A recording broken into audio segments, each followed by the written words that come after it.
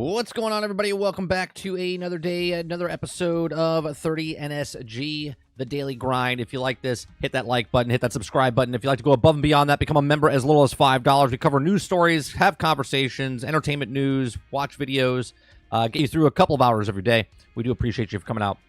Good morning, Travis. What's going on, James? What's going on, Kylo? Who am I missing? Ghost Fixer, Noob Tech Guy. Good morning. Good morning. What's going on, Eclipse?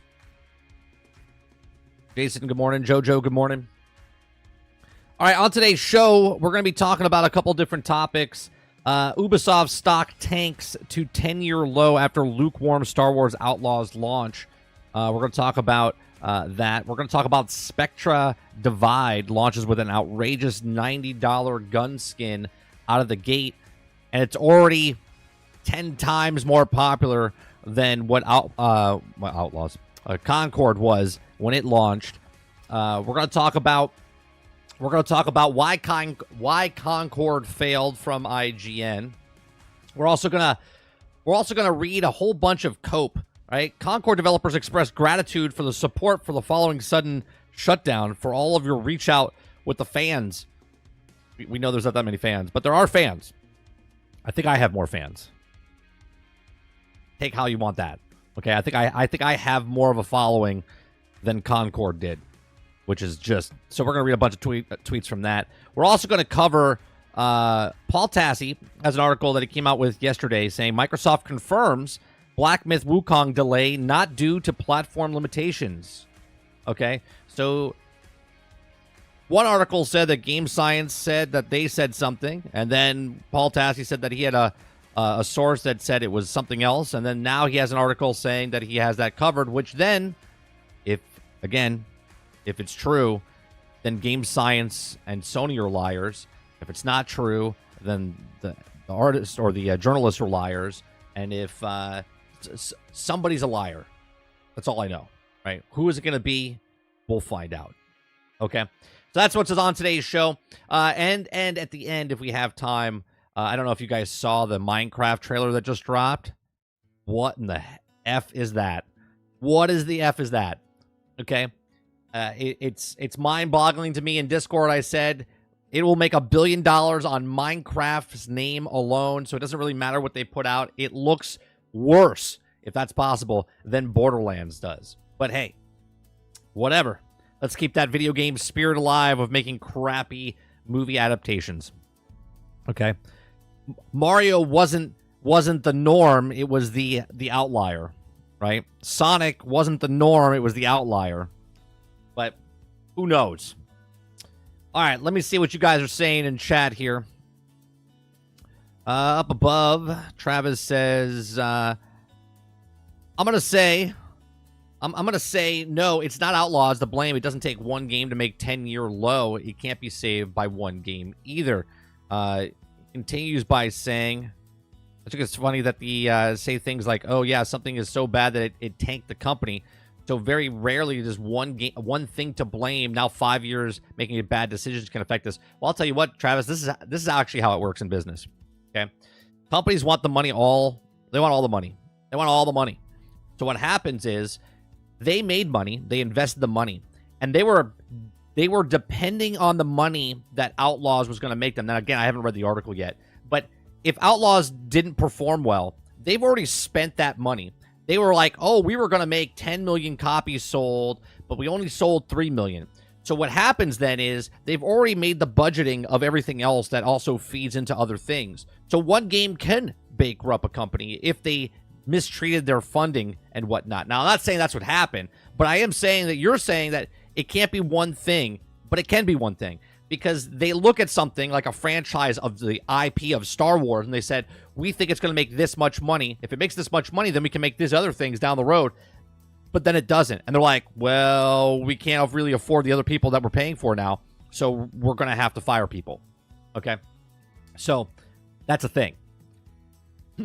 Gene says, the last 10 years is a soulless open-world games by Ubisoft. It's to blame.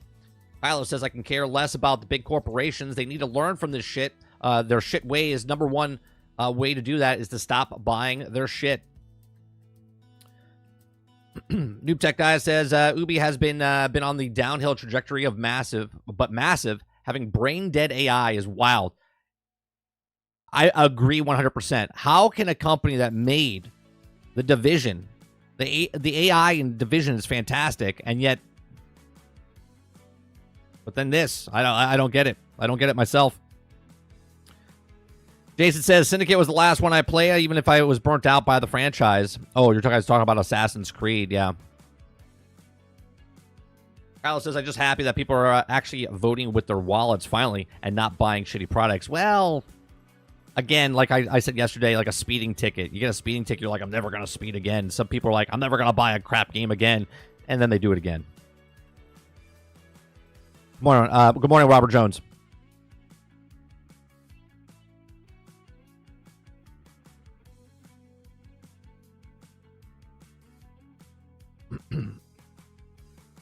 Robert Jones, my condolences to Concord. My condolences to you and Concord. Did you buy a physical copy or did you have a digital copy?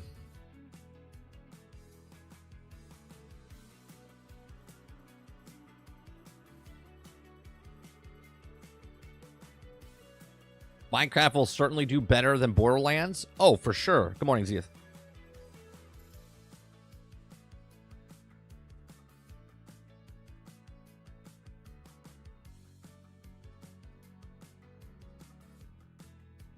Ubisoft delayed a proven moneymaker, Division 3, for crap Star Wars game.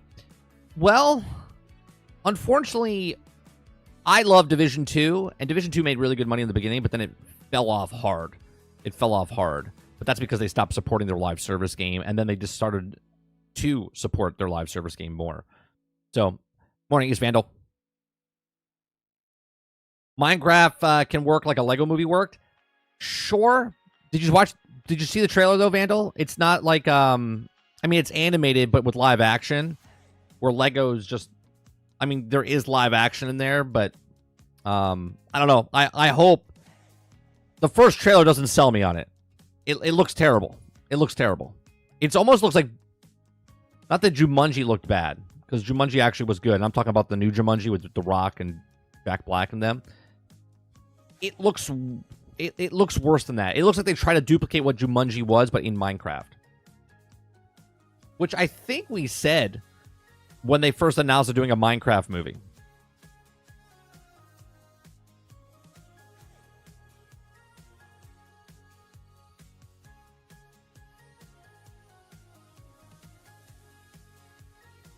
Let's see what you guys are saying. No point in buying physical disc for only online games. I'm assuming that's what you meant to put there.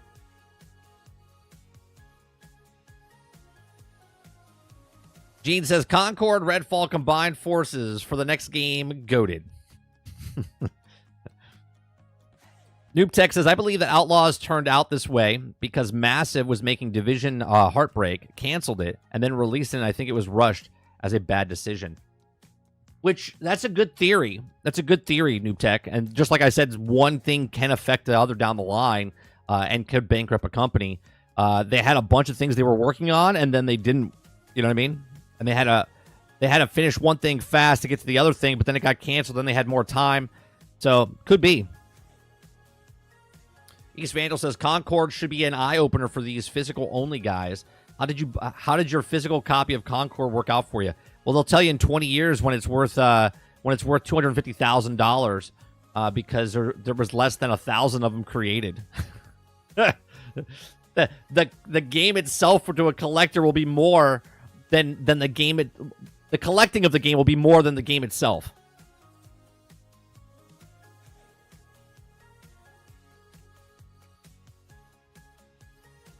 So what's Sony's next move? Their showcase is already a lock. The PlayStation 5 Pro. They're going to have to pull out some big guns and force the heavy hitters to come out with the teaser trailer. Well, they have Astrobot coming out, Friday? They have, I'm sure they have big announcements that what's going to happen. I'm sure they'll throw in some DLC of Spider-Man when they make an announcement. What else? I'm sure they'll have the GTA 6 trailer at their event. I think they'll have that, perhaps, right? Maybe Rockstar comes out with something beforehand, but then they show it again at PlayStation because rumors are that they got the marketing rights for Grand Theft Auto 6, which is not a surprise because they usually always had the marketing rights when they started showing it on console.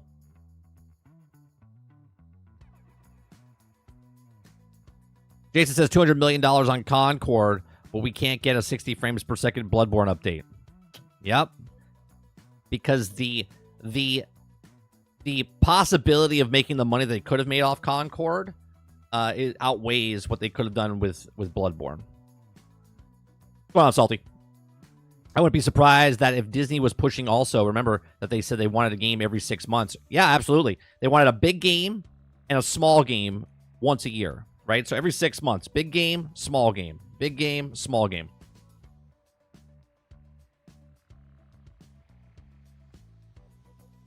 And Hunters just came out at the tail end of the front half of the first year, right? Like at the tail end of the front half of the first year. And then this one came out, here we are, at the end of August.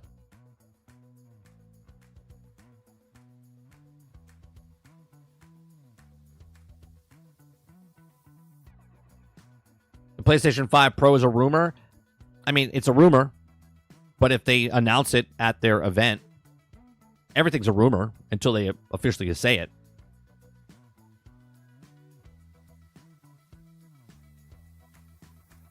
Oh, they always throw money at Rockstar, though, Kylo. They always throw money.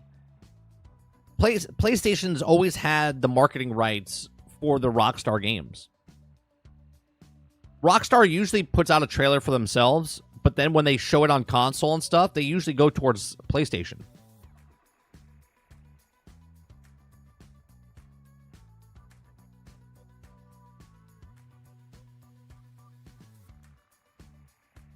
Come on, Jesse Mac.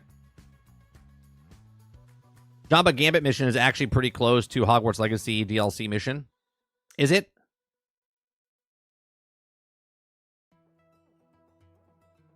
I didn't play the Hogwarts Legacy mission because it didn't come to Xbox until recently, and I still haven't gone back to play it. Come on, Chris.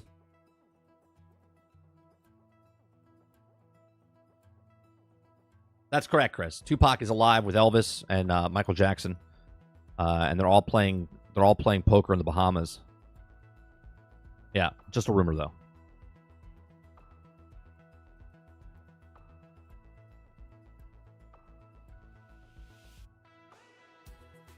And where did you pull that stat out from, Travis? Is this from the same population of Sony people that buy video games that didn't support the game that came out on their own platform? Is that what you're talking about? Is this the same people that buy games that didn't buy a first-party game on their platform? Those people?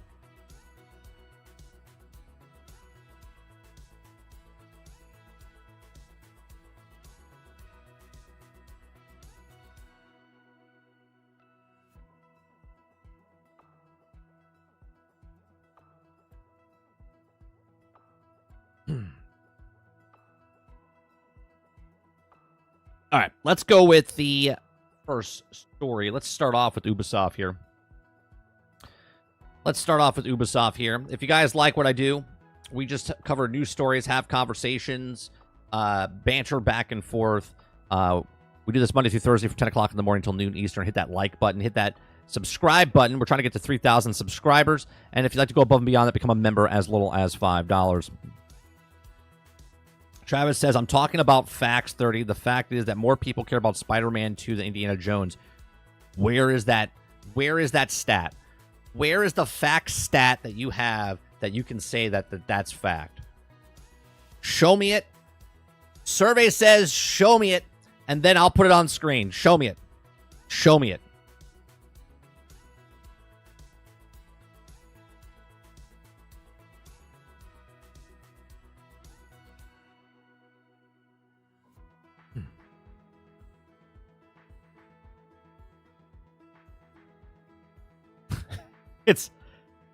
It's absolutely ridiculous, the amount of bullshit that comes out of people's mouths.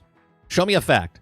Show me one fact that says more people are interested in Spider-Man 2 DLC than Indiana Jones. Now, I could tell you Indiana Jones is not a video game yet, and Spider-Man 2 is. And we know how many people were interested in Spider-Man 2. but there is nowhere that says that more people are interested in that DLC than in the brand new game that's coming out. Nowhere. Nowhere. I see every single showcase, people say that Spider-Man 2 DLC when? During the F and Xbox showcase, everyone was asking. Oh, my God. Travis, go take a nap. Go take a nap. All right, Ubisoft stock tanks to a 10-year low after lukewarm Star Wars Outlaws launch. This is fact, right? This is fact. Ubisoft stock price have tanked over 10% in the past 2 days following a lukewarm reception of Star Wars Outlaws. At the time of writing this, Ubisoft's Entertainment SA stock price are at 15.50, a level of not seen since December of 2014. The stock price puts the company's market cap just shy of $2 billion at $1.99 billion. The stock price drop follows a release of Star Wars Outlaws, which released with a mere 4.9 user score out of 10, according to a review aggregator, Metacritic. As a result, the 10-pit response led to JP Morgan to slash sales forecast by 2 million units, predicting that 5.5 million units sold by March of 2025. Combine a slash in sales and the Disney hefty licensing, and it's not hard to see why the investors are sketchy on the company's immediate future. But that's not all. Just last week, Insider Gamer reported that X-Defiant, the publisher free-to-play hit that firmly contributed to the company's Q1 financial success, was a big trouble, according to our sources. The game on this borrowed time, and it's risking losing its much-needed post-launch support if the developers can't bring back players by the end of Season 3. Ubisoft declined to comment on the report. Now, still, investors remain optimistic about the publisher's future. With the game set into release on November 15th, Assassin's Creed Shadows will be crucial to making the financial year a financial success, despite the game's already seeing its fair share of online discourse. Of course, suggested pre-order numbers are strong. Looking ahead to the past fiscal year, this is looking like a little brighter for the company next year, and we also could hear about some huge titles, including the next mainline entries into Far Cry or Ghost Recon, and hotly anticipated Splinter Cell remake. And who knows, perhaps one could even announce later this year, perk investors and frankly players too. What do you think about Ubisoft's future? Let us know in the comment section down below. So, this is, I'm having fun with Star Wars Outlaws, but I can 100% see why it's happening. And then here's another thing that none of this goes into effect, right? Copies are down, right? Because they projected 7 million. They say 5 million now by March of 2025. We talked about this a little bit yesterday or last week or whatever. What's not in effect here is the $18 a month, right? Ubisoft, that just counts as like a digital sale. They're not actually putting into how many copies are being sold because I'm not, like I said the other day, am I being counted as a copy sold? Because I'm playing it on Ubisoft Plus, but I didn't purchase the game, right? I paid $18 for a service, and I didn't pay $70, $110, $130 for the actual game itself. So where does that fall into this projection of 5.5 million sales by March of 2025? The fact that right now we are in August or September now, okay, but the game came out in August. We're talking August or September, October, November, December, January, February, 6 months, and they think they're going to sell the projection of 5 million units, right? That's a little over 1 million units a month, or I should say less than 1 million a month, because they'd say 5.5 to 5 million, right? And that would kind of be devastating for what it is, because again, it's Disney's property, and they got to pay a hefty licensing fee towards Disney. Disney doesn't care. Disney made their money up front, right? Disney made their money because they got the licensing fee up front for that. And then obviously they get a percentage of sales from each of that. But what is Ubisoft going to do if AC Shadows comes out and it is underwhelming as well, where maybe they project that as 10 million, but it only makes 7, or maybe it's projected 7 and it's also at 5. What's going to happen there? Do we see that they obviously this will go on sale by Christmas time because they want to push that out, but they really want to push you to get that $18 to get on the Ubisoft Plus thing. We'll see what happens with this as far as, do they change if it's underperforming? Do they push it out on these services early, like a PlayStation Plus and a Game Pass early, get that money from the companies of Microsoft and Sony to try to get it on there? Or do they just stick with their plan for the 2-year plan where if they put it on Game Pass or they put it on PlayStation Plus, they can make the money off of people playing it off of those services, but then paying for the DLCs, right? The season pass, the 2 season passes, one in the fall, one in the spring. Or do they stay strong with this and say, you know what, we made enough, but we didn't make all the money that we wanted to make, and do we keep this like they did for Fallen Order EA with Fallen Order and Survivor, where they kept it 1 year after, then they started putting it on those services like Game Pass and whatnot. Let me know what you think in the comment section down below. Do you think this is just a blip in the radar for Ubisoft, or do you think this is the start of the beginning of the end, I should say, of their constantly of the same type of games putting out, and people are not really buying them as much as anymore? Let me know in the comment section down below. Please make sure you share, like, subscribe, and if you like what I do here, please check out some of our other videos. Thanks for watching.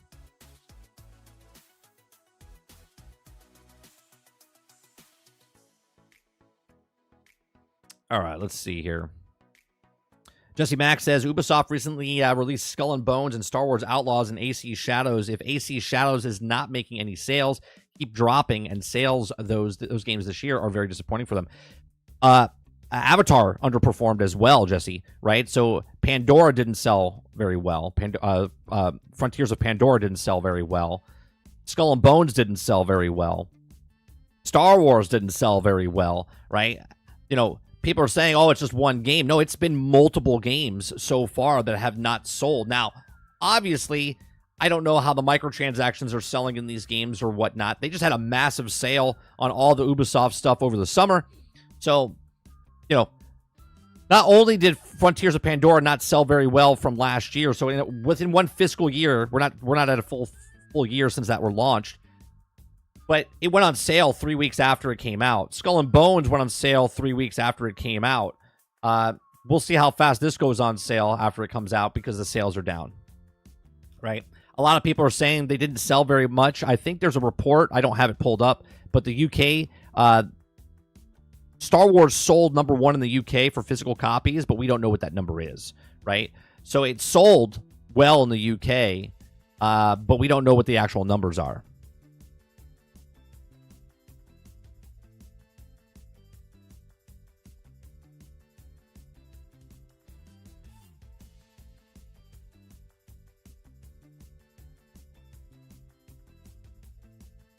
Let's see. Kylo says, Shadows is the last hope of the year. I can't wait to see below expectations.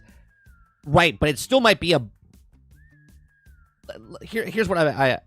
Let's say it needs to sell 5 million, but their expectations are 7, but then it comes down at 5.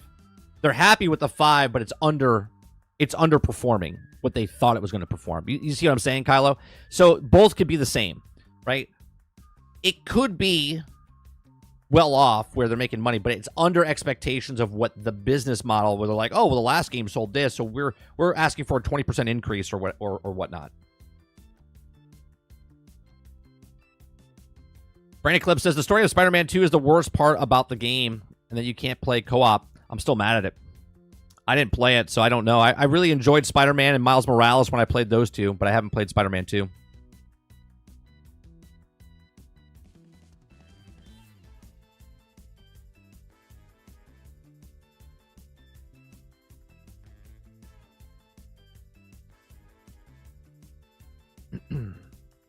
I played all the Spider-Man games myself, Salty.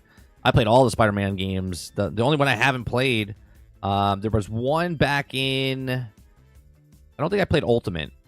And then, is that what it was called? I think it was Ultimate. And then there was, it was like more cartoony. And then there was this one, Spider-Man 2. I don't know the name because I didn't play it.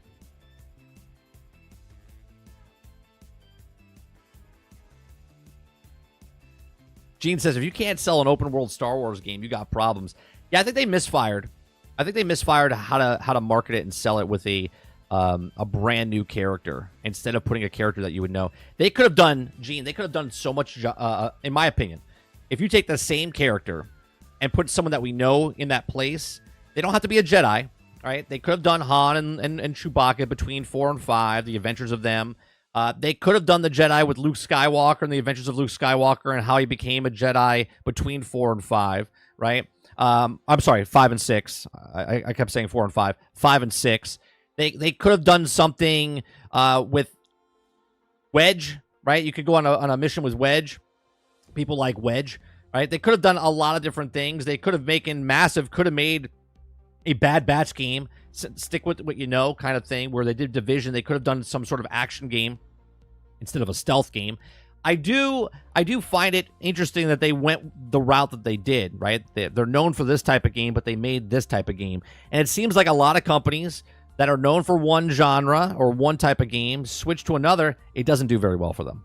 It doesn't do very well, right? Rocksteady made single player, right? Like, Rocksteady should have made the Star Wars game. You see what I'm saying? Rocksteady should have made the Star Wars game because they know the stealth mechanics and all this other stuff.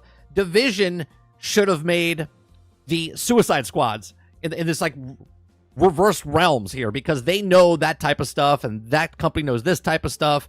But for some reason, they'd all decided to make a game that they weren't known for, which I applaud them to try, because it's art. But at the same time, I think it missed the mark because of marketing reasons or whatnot.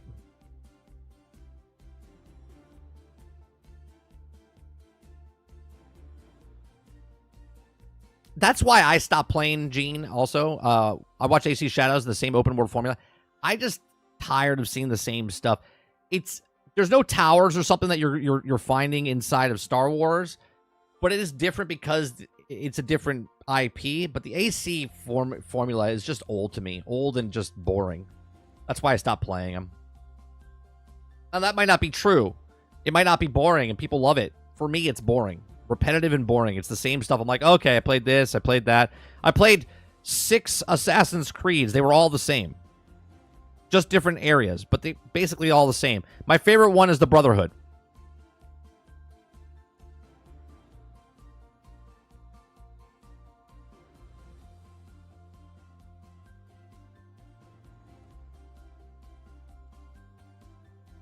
Kyle says, I got you 30. I'm saying that it's a flop, but this is why I put under expectations. Oh, absolutely. I got you. Salty says that technically a new Spider-Man's or better evolution has been great. I could do with more finishers, though, and yet play Spider-Man 2. Let's see what else you guys are saying. Waterbear says, to say Spider-Man 1 was mid is crazy talk. I expect Spider-Man 2 to being a mid-story, but the action is great. Again, I have no comment on Spider-Man 2. Spider-Man 1 was fantastic. I think people that call games like that mid just don't like open-world games. Right? El Dente, that actually would have been good. Jen Urso, yeah, that would have been good. Like, take her and go on missions before Rogue One type of stuff, right?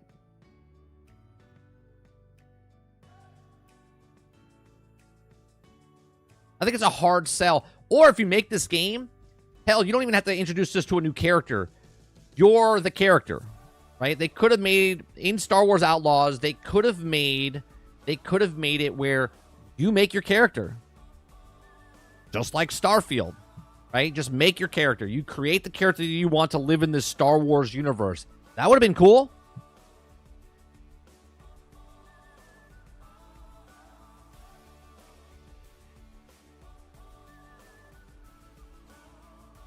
Salty says, comic book fans are usually always story. That's what matters regardless of the action. Right, for those types of games? Yeah, because they're seeing their comic book hero come to life.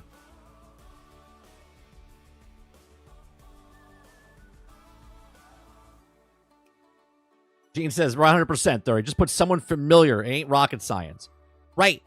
And if you just made me make my own character, then I could have made anybody I wanted. Right? I could have made a Luke Skywalker. I could have made a Han Solo. I could have made Princess Leia. I could have made whatever. Give me the tools to make the character I want and then play through the world. Ingrid says, customizable character, and they would have been swimming in money. That's what I'm saying, Ingrid. Good morning. Bounty Hunter, that would have been sick. Jetpack at all.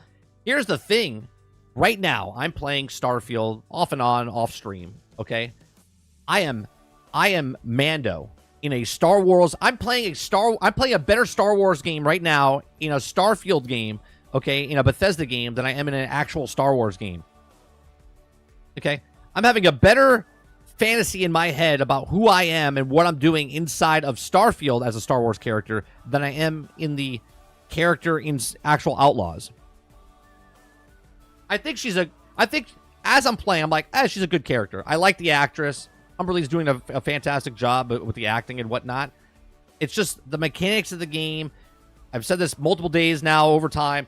I love the world they built.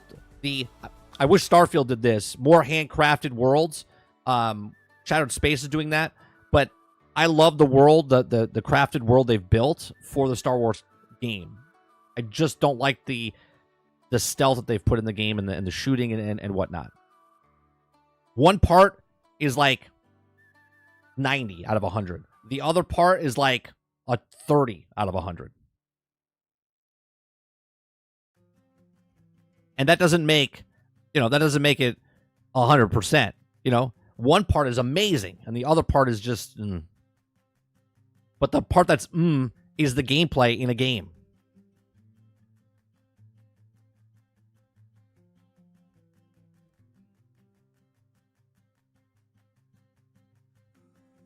Let's see. Didn't they come a couple of months back and say it's not canceled? Which one? Oh, really wish KOTOR remake wasn't canceled. I don't think it was canceled. I think it was put on the back burner for a bit, if I'm not mistaken. I remember reading that. I don't know if it's canceled. Chris says, Ubisoft is known for stealth, Splinter Cell, Assassin's Creed, OG style. I don't see how Rocksteady is better at stealth. No. Rocksteady, did you not play a Batman game, Chris? In my example that I said, did you not play Batman? Like Batman is 100% stealth. Like the game that they made for Star Wars is what Batman was. Like just take K-Vess out and put Batman in. That's the game. Right? And Massive, not Ubisoft, Massive made Division 1 and Division 2 and they're known for shooting games. Live service. And Rocksteady made Suicide Squad, which made a multiplayer co-op live service shooting game, right? Are you following me now? Ingrid says yes, but it's because lightsabers sell. Going all out with the Force was a unique idea.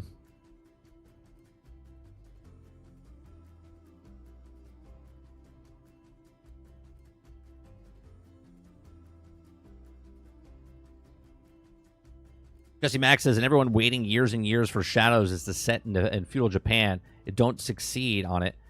Big no-no, since everyone is waiting for it. But which is funny, I think the feudal Japan is a little late, especially because it goes to Tsushima. Right? Everyone's gonna compare, even though it's not fair. They're gonna take the Shadows game and compare it to Ghost of Tsushima, which is not gonna be a fair comparison.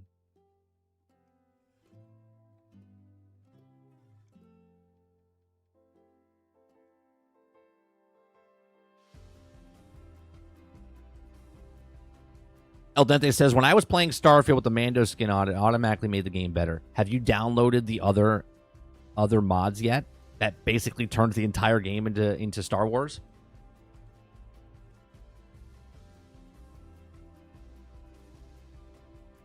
Blue Arrow says, 30, when you played it, did it feel bloated? Did what feel bloated, Blue?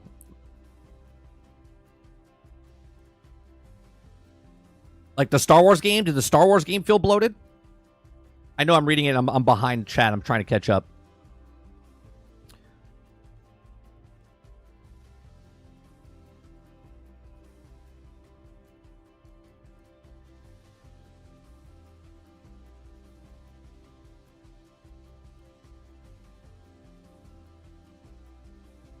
East Vandal says, Batman stealth segments were some of the only stealth mechanics I've ever enjoyed. The only thing I hated about the Batman stealth stuff is the game looked so beautiful back then, Vandal, and I hated that you had to go through that when you pushed R3, I think it was R3, where all of a sudden you can see all the skeletons like through the walls and stuff, and you played majority of the game through that view, and I was just like, oh, come on. I was like, it looks so good. You couldn't have done something else, which they actually did better in this game in Star Wars Outlaws, because when you hit Nyx's thing, it does a pulse, and it lights them up for a bit through the walls, and then it slowly fades out. So you're not always in that game mode or that mechanic. Yeah, you downloaded all of it, all made it all around better. Brad says, I think it's fine for the devs to try new things, but they need to reduce the scope and new concepts for that failure. It doesn't hurt as much. But here's the thing. The problems that are in Star Wars Outlaws, I think they can tweak because it's the stealth mechanics. They have to fix the AI, fix the stealth, fix the shooting. I know those are the three major things, but at the same time, everything else in the game is fantastic. The way you get the storytelling that they're doing, the way you get the quests, the world building, the lore, everything about it feels like Star Wars. It's just those three mechanics, the dumb AI, and really the stealth. Shooting I can get by. You can leave the shooting as is. A couple more tweaks of quality of life. Let me pick up another weapon and hold it instead of dropping every 5 seconds. Shadow looks different enough. Looks brutal, and also Japanese girl stealth reminds me of Tenchu, which is also the other stealth game that I can enjoy. All I'm saying is, you know, it's going to get, just like No Man's Sky gets compared to Starfield, which gets compared to what's the other one? The other space game. You know what I'm talking about. Anytime there's a space game, it's compared to another space game. When you're talking about a Japanese game set in Japan, it's going to get compared to another Japanese game set in Japan.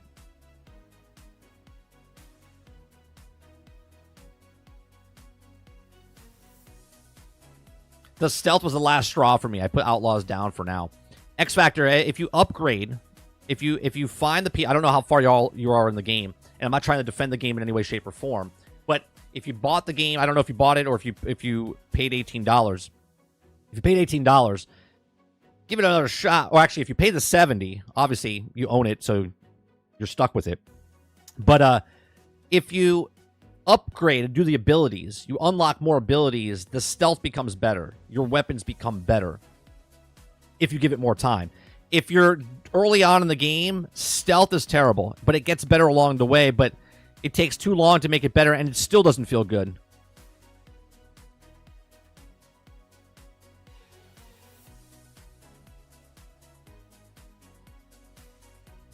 No, not No Man's Sky, Hilly. I was thinking of what's the one on the PC?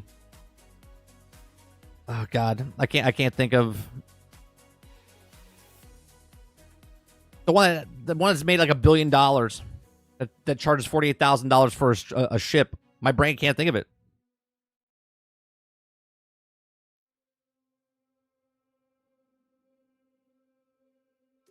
Star Citizen, thank you. I don't know why I couldn't even think of it. Yeah, Star Citizen. No Man's Sky gets compared to that. Elite Dangerous, Starfield, all of them get compared to each other because they're all in space. So if one of you think that AC Shadows is not going to get compared to Ghost of Tsushima, you're kidding yourself.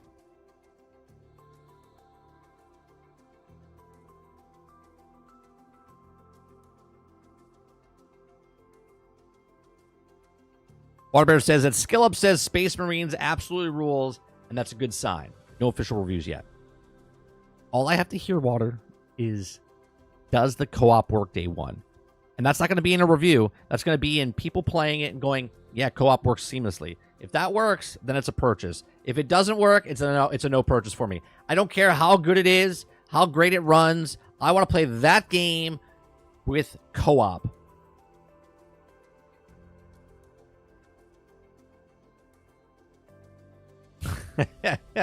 Hilly says, if you're anti-47,000 in-game ships, you mad, bro? Flex on peasants, I say. All I'm saying is that game comparison is going to happen, and if you're paying $47,000 for a ship, I got a bridge to sell you. I got a bridge to sell you. 100%, Jones. Easy comparison. Third-person action game in the same setting. 1,000%. If you think that it's not going to get compared to Ghost of Tsushima, you're delusional. Not you. Anyone that thinks that. Embargo for Space Marines is at 12 noon, so we start getting reviews then. Well, we should be live. We should be live by then still. So maybe we'll get a review in. Jesse Max says, and give Kay a handheld weapon besides just using your fist to slap stormtroopers, etc., etc. Supposedly, she gets like a stun, like a taser later. I haven't gotten it yet.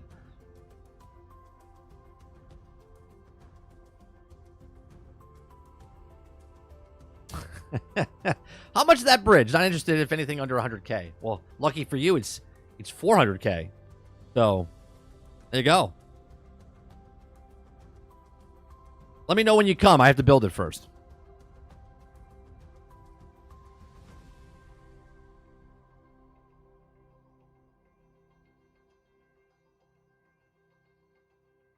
Water says, I don't believe Shadows will be better than Ghosts, but it'll be enjoyable. Sure. I think people that like Assassin's Creed games, there's going to be more people that like Assassin's Creed. Right? It'll be more of Assassin's Creed for them. The problem is there enough people that will buy the game? Or will it underperform from the last Assassin's Creed, from the one before that? Let me look it up real fast. Let's look at Assassin's Creed sales. Let's see if they show us, first of all. I doubt they'll show us.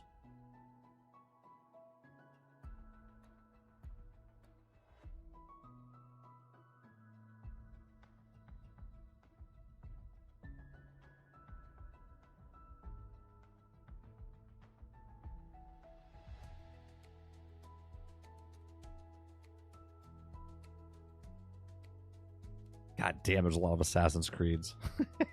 That's not a sales chart, though. There is a lot of Assassin's Creed.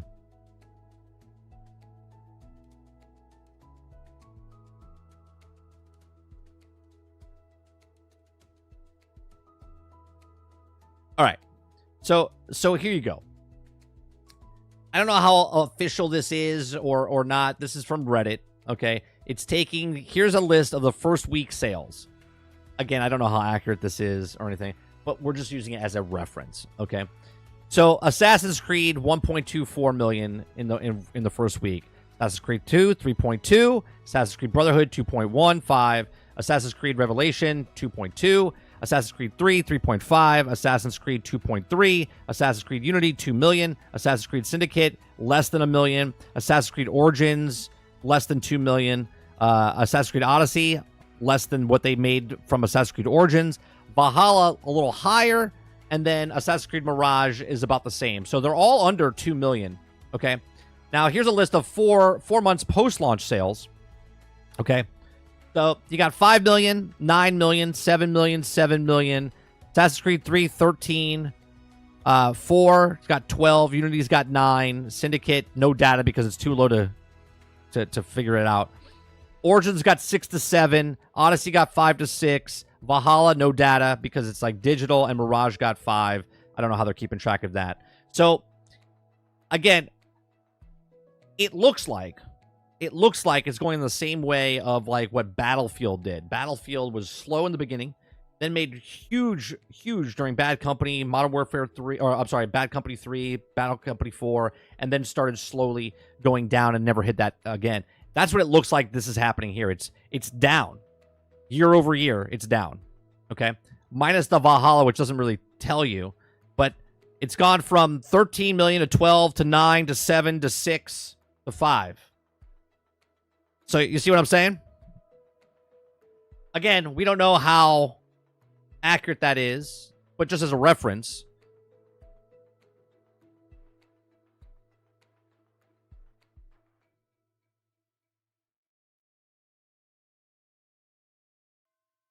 Something says I played Mirage, thought it was a safe game as per studio. It did well. According to Inside Gaming, the game has accumulated 5 million. Players has also estimated 250 million in revenue. Altern says I bet it's between 5 and 8 million due to how many updates they gave the game. They supported it for like 3 years. Well, I think here's the problem. Even if the sales, let's say it only made like 5 million copies, right? But then people that bought the DLC, not all 5 million people bought the DLCs that came out for that. So it probably made more money than the rest, but didn't sell as well. But because the people bought the game and bought all the DLCs afterwards, they probably made more money through that.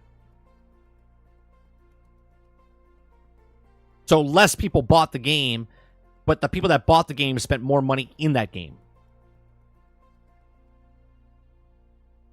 Come on, Kraken.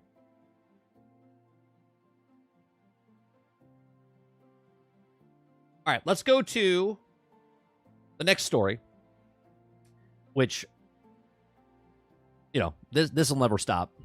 This will never stop. I didn't even know about this game.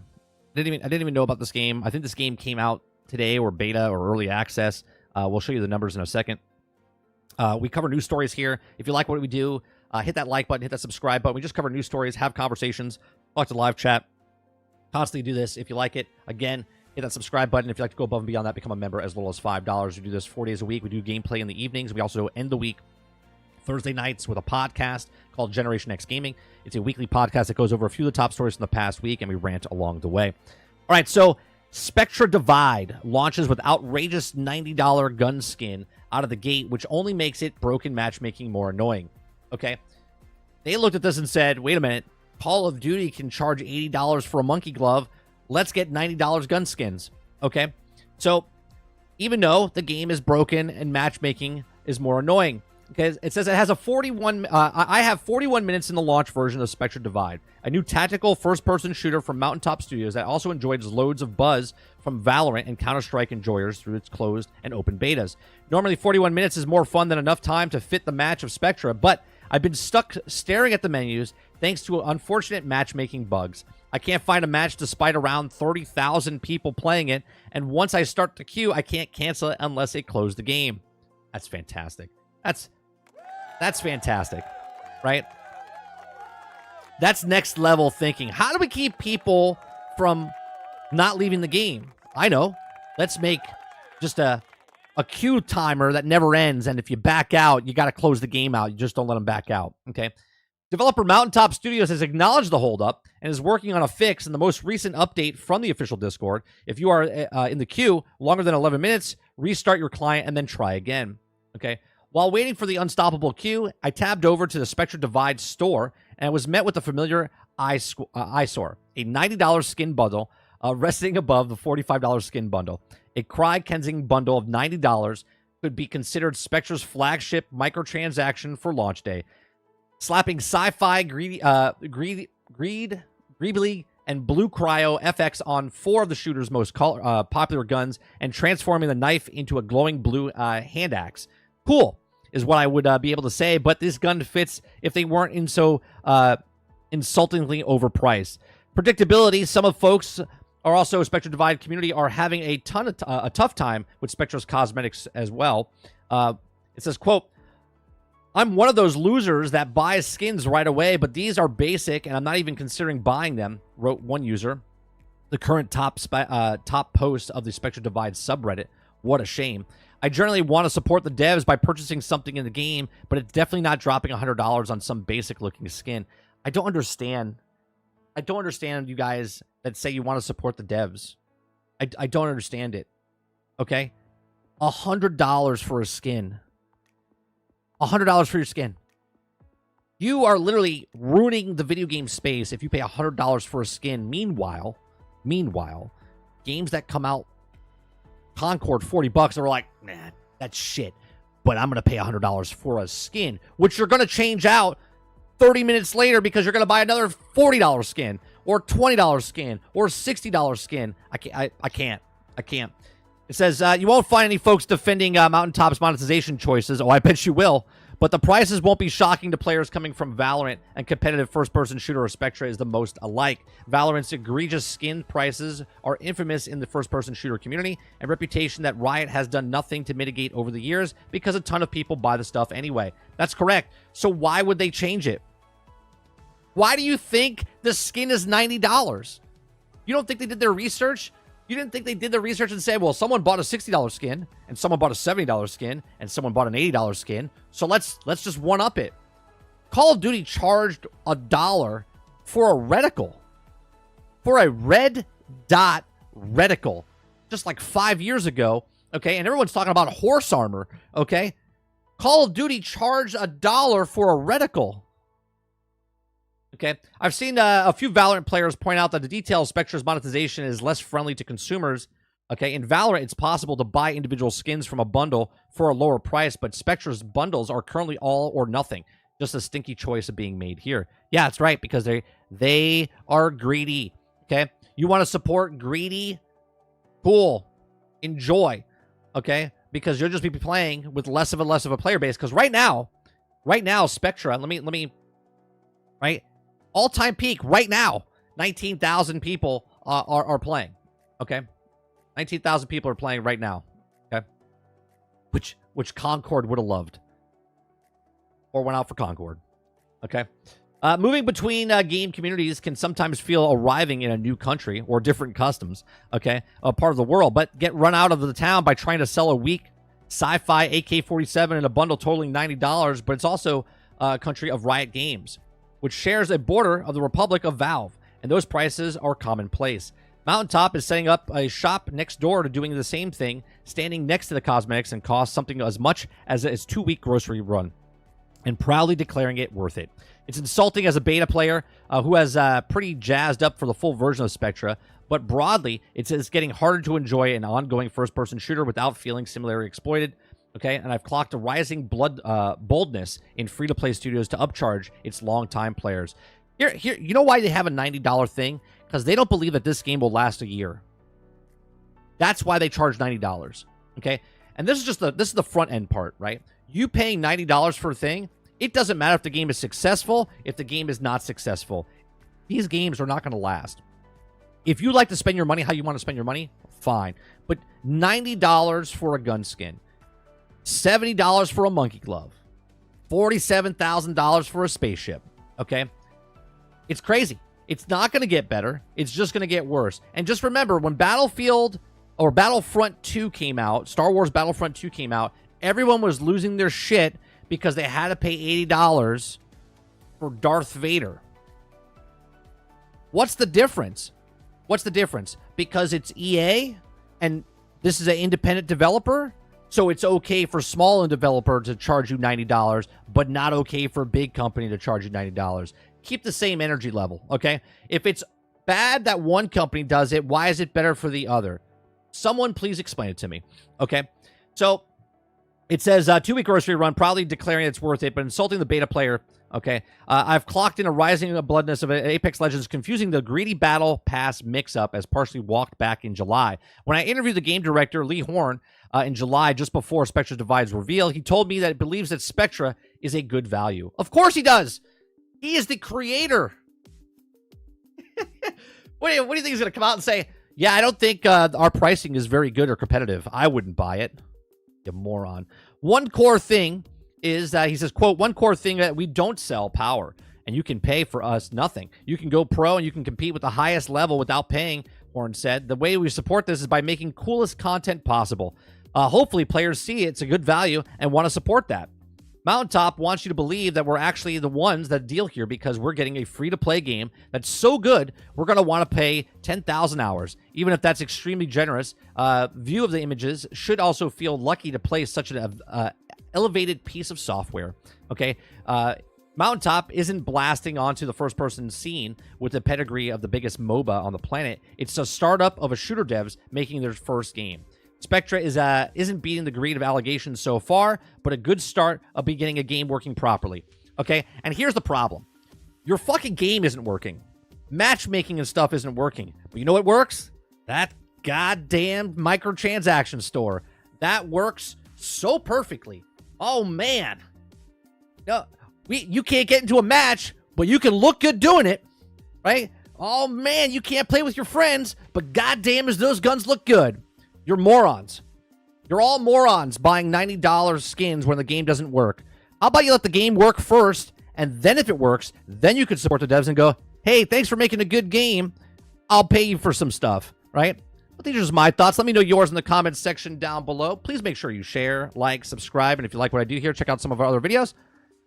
Catch you on the next one.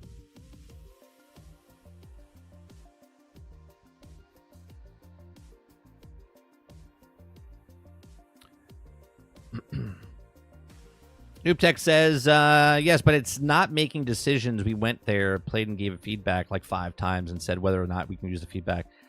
We don't know on his channel. For what is that to NoobTech? Let me see.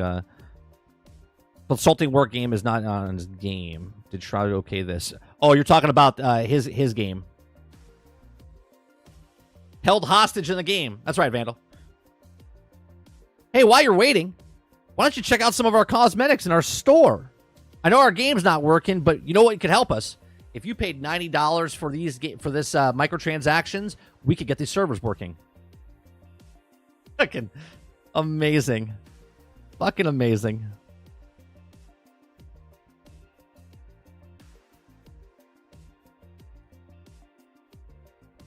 First Descendant does the same thing.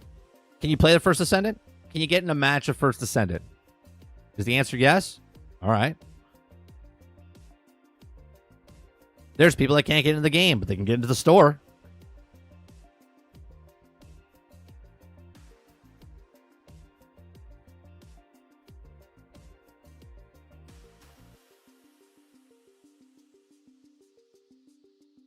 Kyle says that's crazy. Is there are some people that will actually pay $90? Oh yeah, that's nothing. That's nothing. DMX said I had a friend who spent $500 on gloves in Counter-Strike. I hope that friend doesn't ask you for like money. Be like, hey man, couldn't pay my rent this month. Can you spot me some bills? I'm sure he's fine. I'm joking there.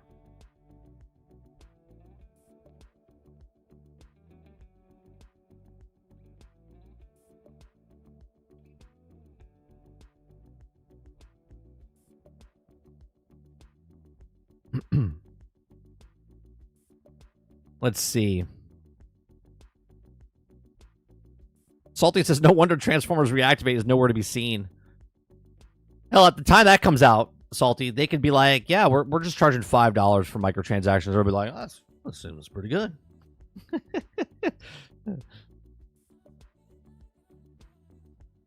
Papa says, $200 for all achievements. Oh, that's a deal. That's a deal. Altern says $90 for a skin, but people were mad that Outlaws charged $140 for the game, but it's okay to pay that much for a stupid skin. Right, Altern, right? People will bitch and moan that this game is broke, buggy, right? That there's hundreds of hours of content in Starfield, but they're upset with a $7 mission in that thing, okay? Meanwhile, this game can't get into a game, $90 for a bundle, and everyone's like, yeah, that sounds good.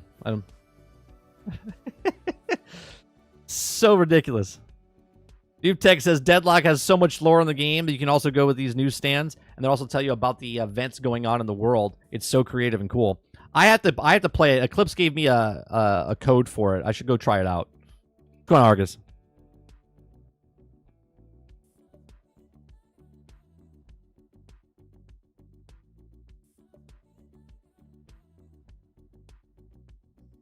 Kurt says the tides are turning. Money is shrinking up in the video game industry. I don't know if the tides are turning.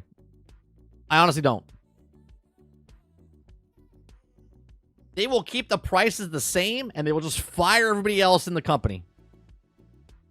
This is how the bigwigs think. They're like, wait a minute, we're not making enough sales to keep these people. I know.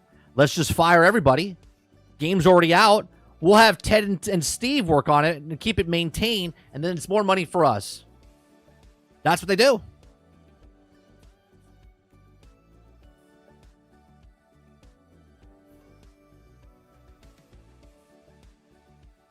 It's called Spectre Divide.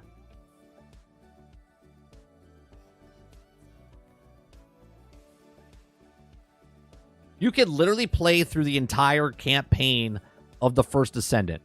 The entire campaign with story with Bunny, okay? You can play the entire campaign, which is like 15 to 20 hours for free. Okay? This is a multiplayer game that you have to play with other people waiting for a matchmaking thing, and they're charging $90 for a skin. It's not the same. It's not the same. Did I read the comment before that? Project Astrid is Shroud and Sacriel's game, and guess who's making that game? Splash Damage. No, Bulkhead is. Not Splash Damage. Bulkhead. I'm pretty sure it's Bulkhead, isn't it? Not Splash Damage? I gotta look it up. I'm pretty sure it's Bulkhead.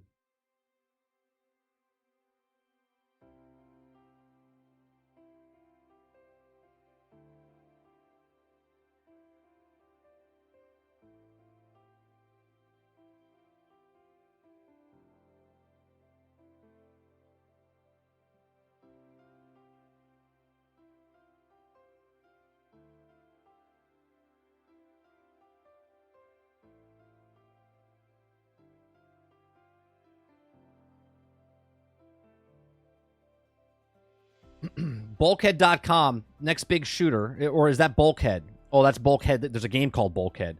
There's another thing that works with splash damage, and they're making. I could have sworn they're making it with Shroud. I gotta find the.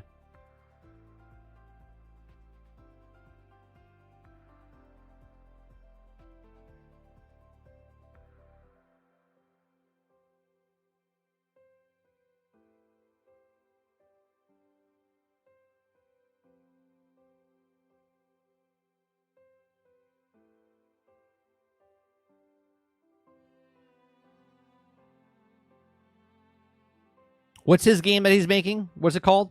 Does he have a name for it yet?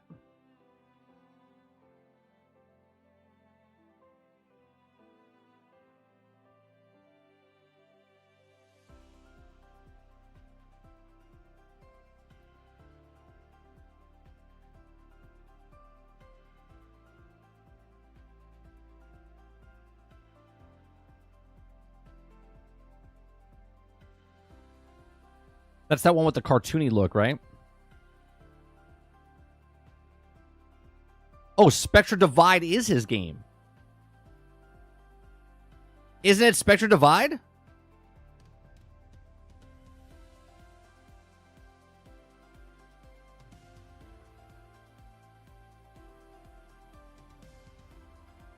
Project Astaire? I'm confused.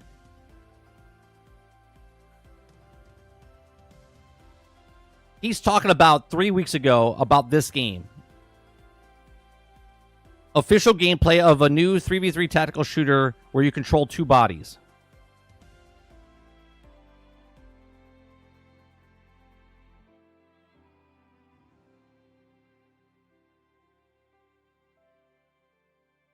Come on, dog. So he's working on another game. Or is this 2 separate games? So Splash Damage is working on it. Okay.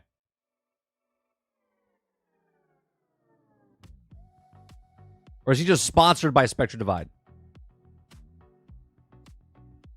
The partnership is a bold step forward in the new era of Splash Damage. It follows the announcement Transformers Reactivate and our acquisition of the UK-based Bulkhead. In addition, we're also formed an in-house house publishing team.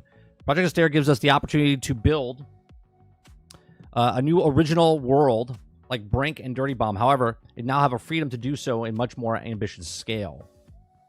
CEO of Splash Damage said funding from the friends had also met online PvP. Splash Damage has been passionate about crafting unforgettable multiplayer experience for 20 years. Project Astaire is also a culmination of the passion born out of partnership with the 2 close friends, who also happen to be incredibly well-respected experts in the industry.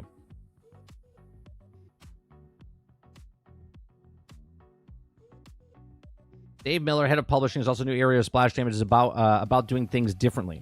It's also owning the entire process from concept to publishing, bringing the new guys right at the start. The process allows us to do the knowledge experience of collaborating them with something truly unique in genre. It's currently in pre-production, and we can't wait to reveal more of it in the near future. Interesting. So they're putting out the shooter first, so they can make some more money. What's going on, Lurker? So we're about to get overwhelmed with more looter shooters. Fantastic. Fantastic.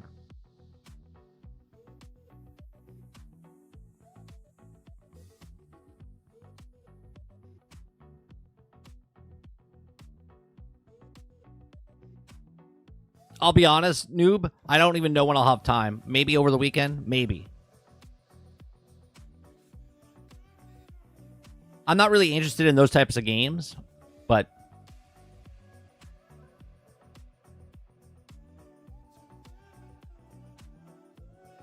all right, we got I want to read, I guess, why Concord failed first, and then we'll go into Concord developers express gratitude for the support of the following sudden shutdown. Okay, because we gotta beat a dead horse. What's in the news?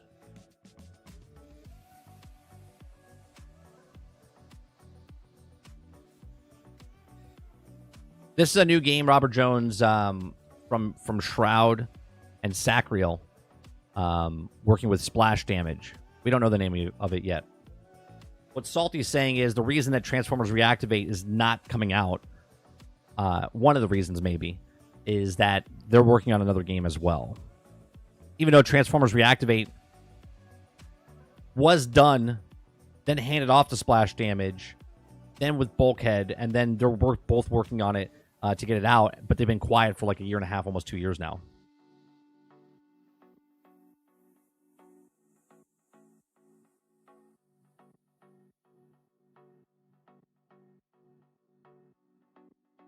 Thoughts on the Minecraft trailer? It looks worse than Borderlands, Dolphin. That's my initial reaction to it. It looks worse than the Borderlands trailer when we saw the Borderlands trailer. And I've seen the Borderlands movie now, and Minecraft looks worse than that. But saying that, it'll make $1 billion just off the Minecraft name alone.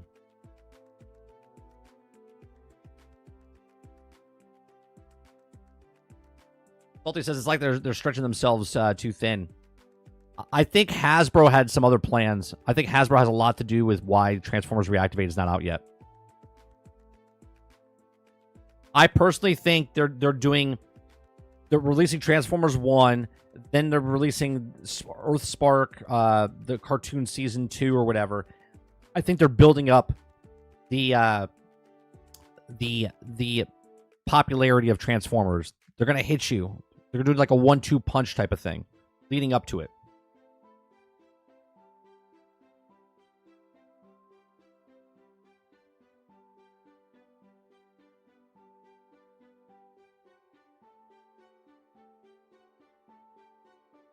All right, let's go to this next article about why Concord failed. This is coming from IGN.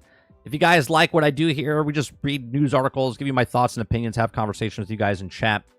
Hit that like button down below. Hit that subscribe button down below. If you'd like to go above and beyond that, become a member as little as $5. All right. So why Concord failed? Updated yesterday on September 3rd. PlayStation has announced that after a week and a half since launch, Concord will be going offline this week. PlayStation is also offering full refunds for players across PlayStation and PC, and below, opt in to our look into the Concord negativity reflects the increasing development times of AAA games, hampering studio readiness, and to come out in the market that has changed since development first begins. This is the worst font in the ever, right? Like, just bracket it or something so we know it's the update. So Concord PlayStation online hero shooter from first-party studio Firewalk launches this week. This is the article that we read, I think, last week. So this is the update to it. Okay, they just changed it. Okay, yeah, it was posted on the 29th, updated on the 3rd. So I don't actually need to read this. Okay, so they're just giving you an update. So let's go to this one instead, right? So Concord developer expresses gratitude, okay, for support following the sudden shutdown. For all of you reaching out with love, you're the reason we make games. So take this what you want. Okay, I read this and I was just like, the 200 people that bought the physical copy, the less than 25,000 people that bought your game, that's why you make games? For the small portion of the population of all the people on planet Earth, this is why you make, the reason you make games? Okay? Now, amidst the ugly grave dancing, Firewalk Studios is seeing love from fans and fellow developers. Okay? I went off yesterday about that's not how business works. Okay? Obviously, there's always going to be people that are supportive, and there's people that are realists, or, you know, if a product sucks, right? If I buy this phone and this phone sucks, I'm going to tell you why the phone sucks, right? I want my money back if it doesn't work. Well, people designed this phone, and this phone was designed by thousands of people, and they worked really hard on that. As a customer, I don't care. I don't buy it because Tim, Susie, and Ted all worked on the phone. I buy it because, oh, cool. It's a phone. I can make phone calls. I can surf the web. Does it do those things well? If it does those things well and I like it, I will give you money for that thing. Okay? But if it doesn't work well and it's not working, okay, well, then I want my money back, okay? And it's a bad product. So if a company goes under because they make a bad product, If it's a physical good, if it's a mouse, if it's a phone, if it's a pencil, if it's batteries, if it's a game, it doesn't matter, okay? So there's people that we love our trash nights here, okay? Right? Trash nights are people that they like trash stuff and they defend it. They're trash nights, okay? And they defend it with all their heart because they feel like if they don't defend it, it's something against them personally, which is not the case, okay?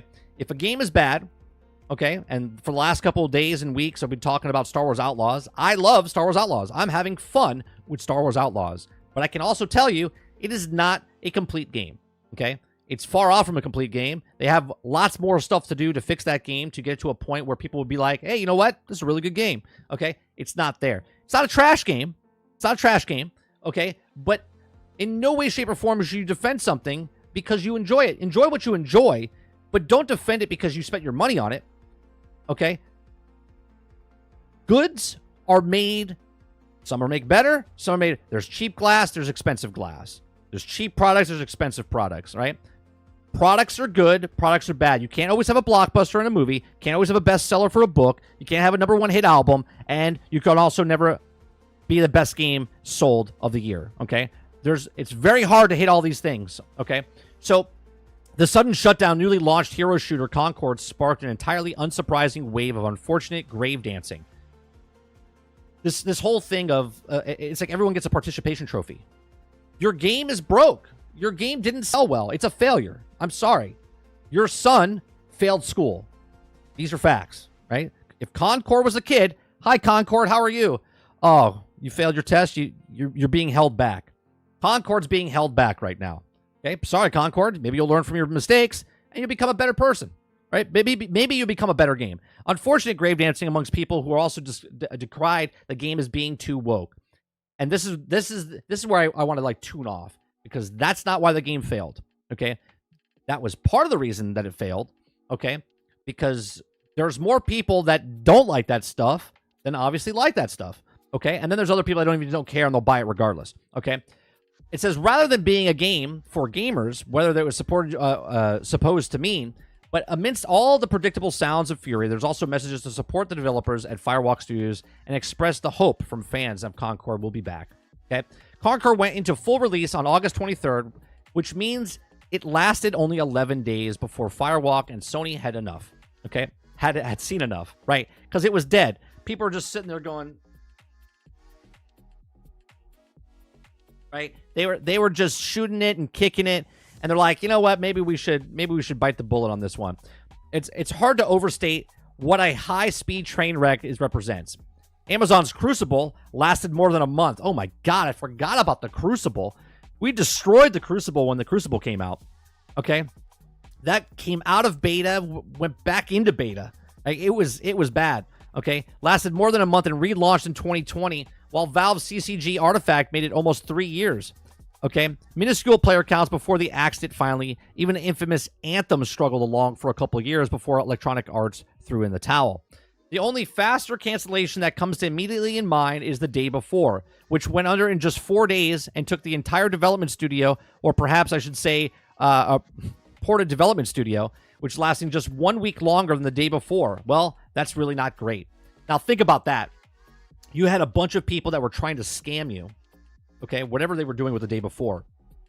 That lasted 4 days. This is a company that spent hundreds of millions of dollars, made a game for 8 years, and they only ended up 6 days longer than that game.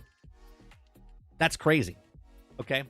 It also stands in very sharp contrast with the confidence Sony seemed to have in the game pre-release. Sony acquired Firewalk in 2023 solely on the perceived strength of Concord. The Amazon-based and episodes of its own upcoming video game-based series, Secret Level, is on it. Okay? So that'll come out later. And we'll see if they take it out or if they're going to keep it in there. Maybe they'll use it. Maybe they'll launch that. And then after that airs, that's when they'll re-announce Concord. Maybe. Okay? The near completeness disinterest in the game, subsequently decision to give up on it after less than 2 weeks is tough to see from an outside looking in. And no doubt, so much tougher for developers to experience the firsthand, the fact that acknowledged by any other game makers on social media. There's also going to be a lot of takes today, and we wanted to say this is launching a game is so fucking hard, but a bunch of incredible talented work to bring in the game to us. Bungie and Blizzard, veteran Darling Nelson tweeted, Firewalk didn't deserve this, and I hope that the team can recover for regroup from this. Here's the thing. No one said they deserved to fail. They were just not, one, marketing it. Two, they were coming out with a hero shooter in a overpopulated hero shooter realm in 2024. Three, they were coming out with a game that was $40 in a free-to-play market. Okay. Four, they had DEI, and they were pushing it going, oh, well, if you don't like the characters, I mean, there's literally he, him pronouns for a trash can in the game. Okay. Is that the main reason the game failed? No, it's problems 1 through 4 is the reason that this game failed. Okay. It says, I don't want to retweet or clickbait attract trolls, so I'll just say my heart goes out to everyone at Firewalk Studios regarding news today. Okay. He says, fuck, The Last of Us and Uncharted writer Josh Shear. Okay. Like nobody is going out to try to cancel the studio. They put a product out and the product didn't sell. It didn't sell. You got to go back to the drawing board. Now, is it worth going back to the drawing board? At this point, I think it is. I think at this point, they're going to look and go, well, how can we save this, right? It's not unheard of that it can't get saved, right? No Man's Sky came out, and it was horrid. But it turned itself around. And then 8 years later, here we are. It's one of the better games out there, okay? Rainbow Six Siege came out, and it flopped. And then they turned it around.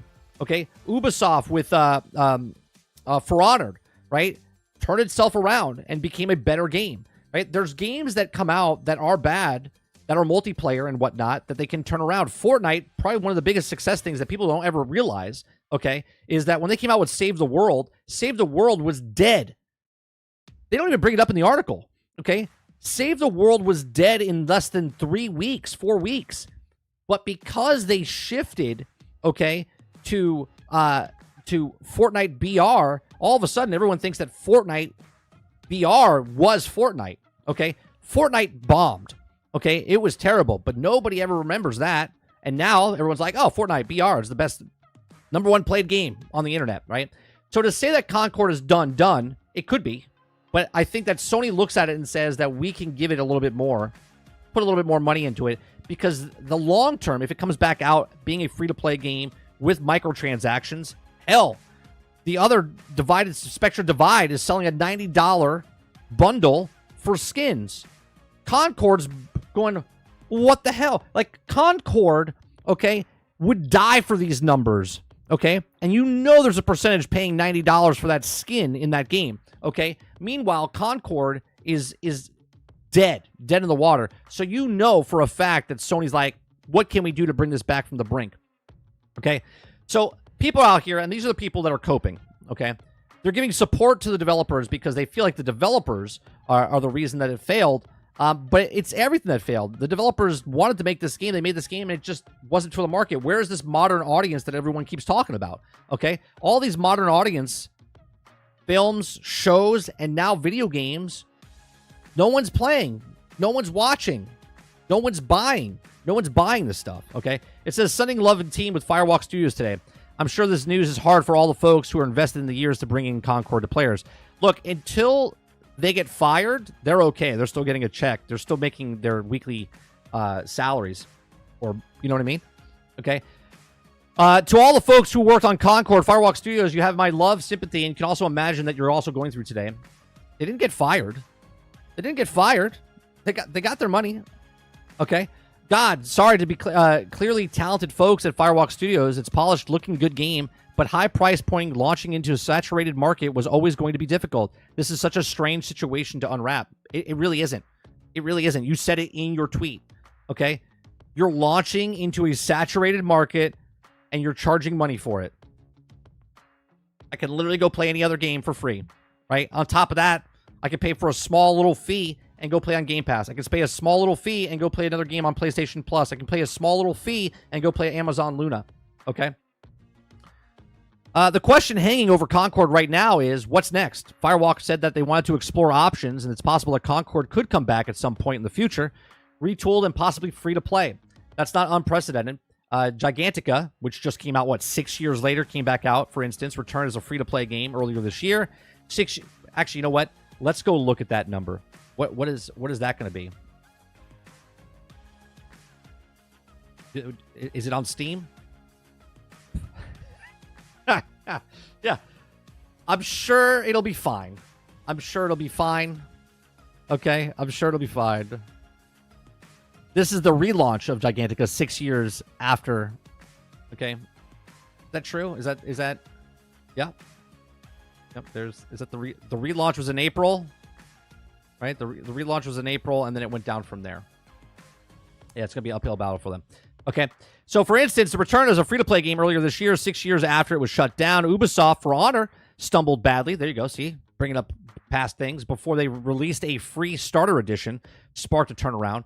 And let us not forget Cyberpunk 2077, which one now loves and kick off the PlayStation Store for 6 months. You can't put Cyberpunk in this conversation. Cyberpunk was a broken, buggy, single-player game and didn't depend on anybody. Like if you want to go play Cyberpunk, if it was broken, buggy, you can still go play it on your own, okay? In Concord and all these other games, you need other people to play. You need other people to play Gigantica. You need other people to play For Honor. You need other people to play Rainbow Six. You need other people to play these games because they're multiplayer. They live or die with the population that's playing the actual game. Okay, so that's a stupid thing to put in there. Okay, was kicked off on PlayStation for more than 6 months because it was such a disaster at launch. Some Concord fans are also hoping that similar outcomes here, for at least Firewalk, won't suffer the layoffs or any outright closure or results of the game's failure. I said it yesterday, and I'll say it again. I don't think they'll do layoffs right now. I don't think so. I think they're going to reevaluate. They're going to restructure what they're doing, okay, and decide if they want to go free to play, which I think they will, or they go into a model of where they're pushing it towards a PvE type of thing, okay? But I think they go free to play, and then they charge microtransactions, season passes, because that game is done. When they said there was no season passes and battle passes coming to the game and only cosmetic stuff, that was Concord of old. This is going to be Concord 2.0, and that's going to come out, and it will have season passes. It will have battle passes, and they'd be idiots not to put it on PlayStation. If it's not free to play, they should put it on PlayStation Plus to get people out there. Now, I don't know what they do for if it's not free to play. It should go free to play. It should be everywhere. Not only should it be on PlayStation, not only should it be back on PC, but they should put it out on all consoles possible out there so people can play it. Okay? Because you Sony fans out there that love to protect Sony, you didn't buy it. You make fun of other people for not buying games. You didn't buy it. Right? PC players didn't buy it. Sony players didn't buy it. Nobody bought it. All right? So people that say, well, this company doesn't buy games or this fan base doesn't buy games, you are now that fan base. You let your first-party title game be the worst launch in the history of video games entirety. Congratulations. Not only are you the number one selling console in the industry, you also have the shittiest game ever to be released in the market of AAA. It's amazing. Okay. One person says, I hope this is something Firewalk Studios can recover from. There's lots of talent behind the developers and the consumer. I'm always looking forward to whether projects there are part in the future. And thanks for the free Gunner experience. Said he had to go out in the way it did. Make a game, sell a game. Make a game, sell a game. Truly deserves so much better. Games fail all the time. Concord's in leagues above them in terms of fun, factor, and general quality. Heart goes out to them, Team Firewalk Studios. You made a great game. No, they didn't. And if we see it again, we'll be up in open arms. If we don't, had a blast. Okay? So it just goes on and on. People trying to cope that it wasn't a bad game. It was a bad game. Because from your perspective of a gamer, it wasn't a bad game. But from the company's point of view, it was an abysmal game. Okay? It doesn't matter how shiny and good looking it looks. Okay? Because it didn't sell. Okay? Firewalk Studios hasn't commented on the shutdown or the future of Concord beyond today's announcement, but design director Josh Hamrick expressed the gratitude to shows the support the extended to developers. For all of you reaching out with love, you are the reason they're making games. Hamrick tweeted, thank you for the bottom of my heart, and now I'm going to win with the arena control. Well, there's going to be no one there for, I guarantee you there was an uptick in Concord sales yesterday just for the fact that when they canceled it and said Friday, nobody's going to be able to play this game. More people went out and bought a hard copy of the game, not because they want to go play the game, because they want to capitalize that there was less than 1,000 units sold of a hard copy. So there's hard copies out in the world right now that if you pick it up, it literally is one of one whatever, okay? Not hundreds of thousands, not millions, thousands of copies that are out there. So you could pick one up and actually make money. You could make more money than Concord did, okay, off of their game by just reselling it.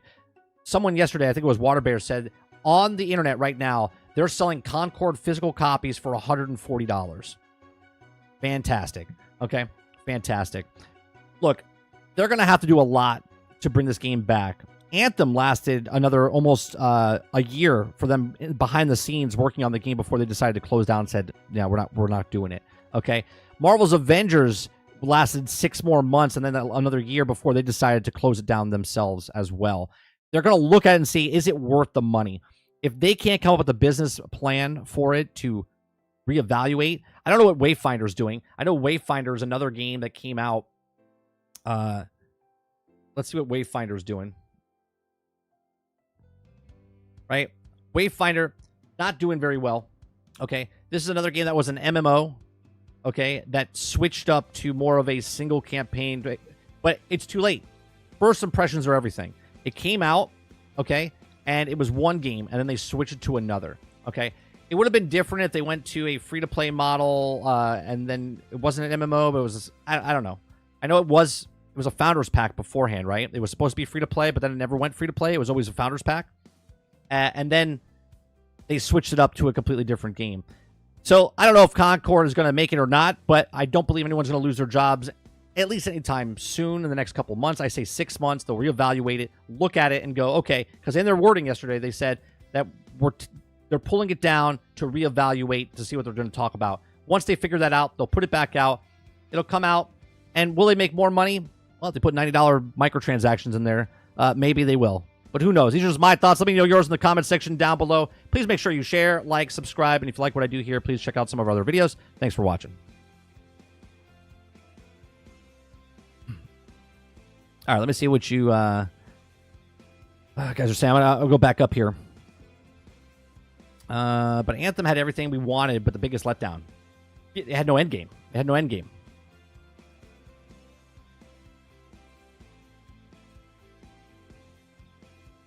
I forgot about the day before. That was just earlier this year, Kyle. That was just earlier this year.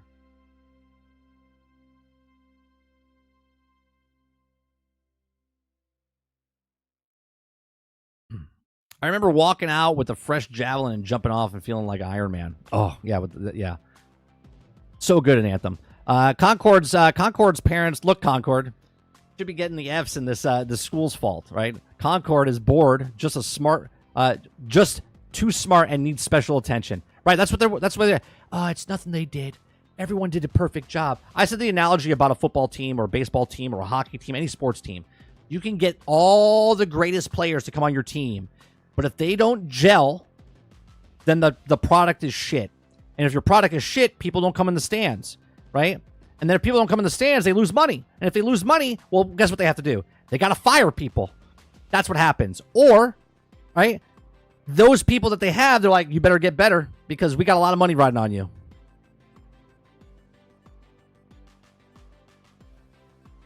Everything compounded on each other. Yeah, it wasn't because it was woke. It wasn't because of this. It wasn't because of that. It was because of everything.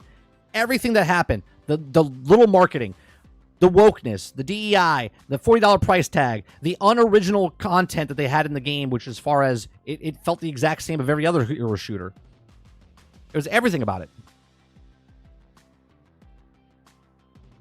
The trash can was a best character. Excuse me, Jones. You have to say he, him pronouns for the trash can. Okay? You have to say he, him. It's his pronouns. You can't dead name the trash can. I don't even know the trash can's name. I can't even. I don't even know his name. What was the trash can's name? I also don't care what the trash can's name is. Alternative failed because another hero shooter. They could rework the game into a PvE co-op mission based horde mode extraction PvE shooter. Even then, I think it's oversaturation. I think no matter what they do, I think the game is going to have a hard time finding its core fan base. They got to do something. They got to do something pretty different to stand out.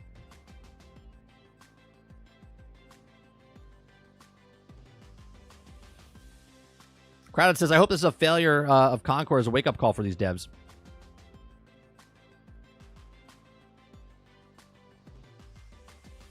The team will be fired? I don't know if they'll be fired. Not yet. I think you're right. They will be fired. Just not yet.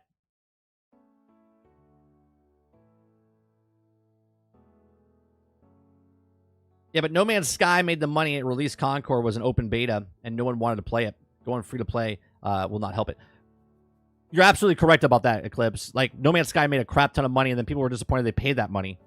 Okay, and then they fixed it over that time. But they made so much money up front, they didn't have to worry about it. They just had to wait for that contract to end with Sony before they could start doing stuff. That's why they went dead silent for 2 years.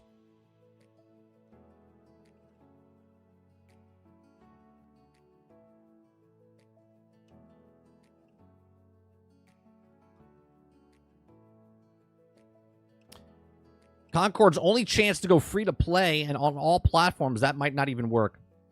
But it's a shot, right? What do you got to lose? What do you got to lose, Vandal?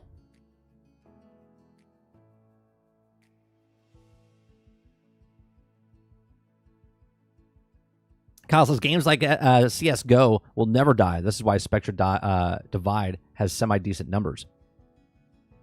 We'll see. I mean, there's only so many people that can go around to play all these games. Once it breaks, X Defiant's losing numbers, right? I know a lot of people say, well, it's got a lot of people playing it still, but they've lost a ton of numbers. Why? Because they're going to go play another same type of game in a different area.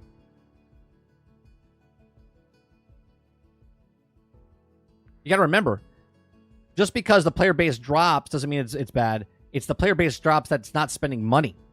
You see what I'm saying? If it's the people that are leaving, you can have 1 million people playing your game. But if no one's spending money, then that game's not making money. It's got a player base, but they're not making money. You could have a player base of 10,000 people playing your game, and if 9,000 people are paying for that game or paying for a season pass or whatever, that's more successful than the 1 million people playing the game that's free to play. You see what I'm saying? We don't know the stats. So when you look at an X Defiant and say, well, it's got good numbers, you're assuming that a percentage of people, let's say 10%, 15% are paying for microtransactions. If you have more people playing, potentially you have more people buying. Potentially. But we don't know what the numbers are.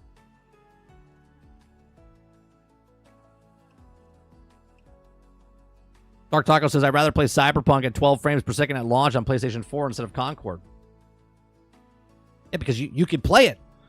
You can play it, Dark Taco. You don't need anybody else to load up your game and play.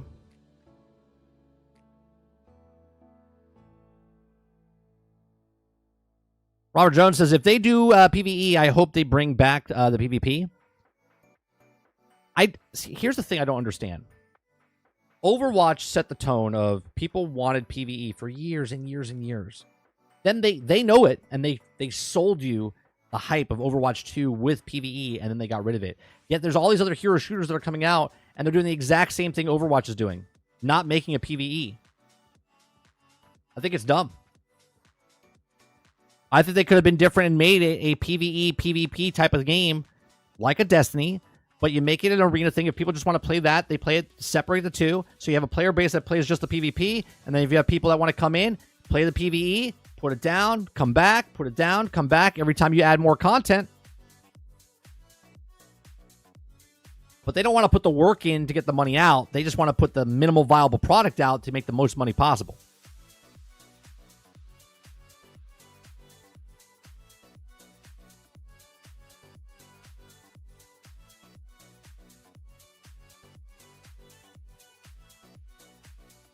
Roadkill says, and we are the worst fans if we support the game because we never want another game like that. So that makes no sense. Why would we support it if we don't want anything like that? Well, there'll be people that support it. I mean, look, there's people that support it now.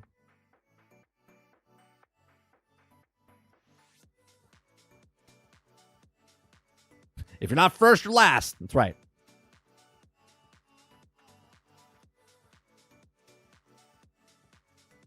Reese says, literally just a few hours before they announced shutting it down, ponies were claiming it was 4th on the top-selling PlayStation 5. Great. Let's use that as an example, because you guys like bringing this up all the time. I'm not saying you, Reese, like for this, but you brought up a good point. People love bringing up lists and how they're on number 1 on the list, or number 5 on the list, or number 10 on the list. That means absolutely nothing. 1 and 2, if they show the sales numbers, completely different aspect. 1 could have sold 1,000 units. 2 could have sold 10 units. That's it. And then everyone behind that sold like 9, 8, 7, 6, 5, right? We have no idea.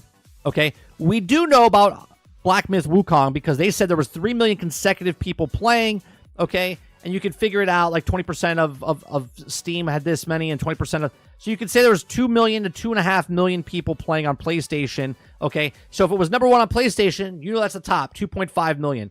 And then everybody else after that is below that, right? So go to rank 53, they could have sold 2 copies and it would have been 53rd on the list, right? I hate when people bring up lists with no actual factual sales numbers or anything like that to say like, well, it's number 1 on the list. Great. How many did it sell? This is the same thing that we talked about when people were like, oh, well, the PlayStation portals are flying off the shelves. Well, how many did they have how many did they have in the store? Was it 1,000 or was it 10?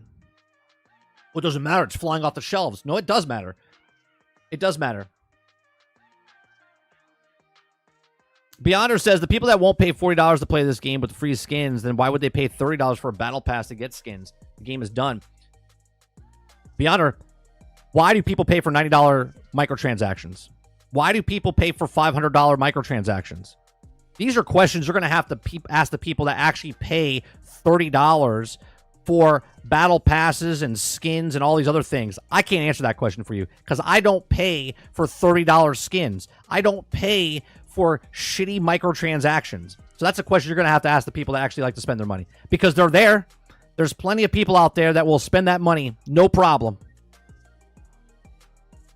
Roadkill says Firewalk Studios is dead. They're dead. The name is dead. PlayStation doesn't want anything to do with them, and there's no way they're going to let Fireworks make another game.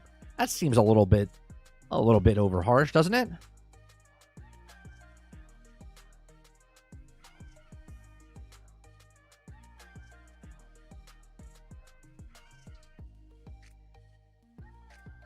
On Amazon, there was less than 500 bought Concord PlayStation 5s in the last month. On Amazon. At a box store, there was less than that. I think there was less than 252 sales from a big box store. Someone said that on a podcast, but they didn't say what box store it was.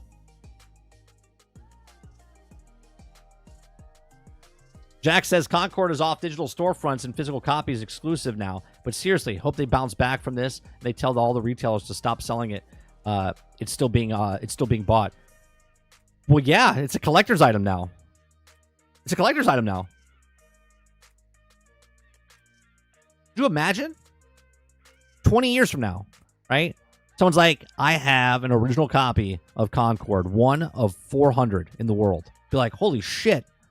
Right? For a collector, that'd be a big collector. That'd be a big win.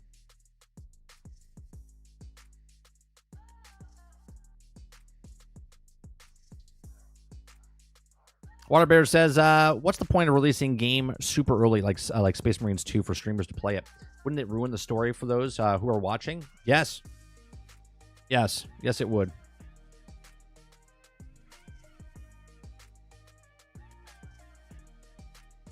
Kylo says Acer just announced a handheld PC.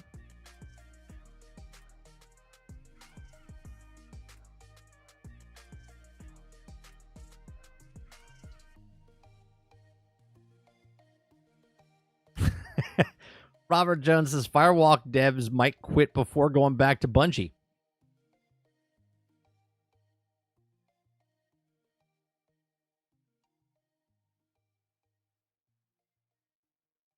Rebby says Concord coming back as a free-to-play hero shooter will have it fail again if they still use the Concord name. If any form, it will fail.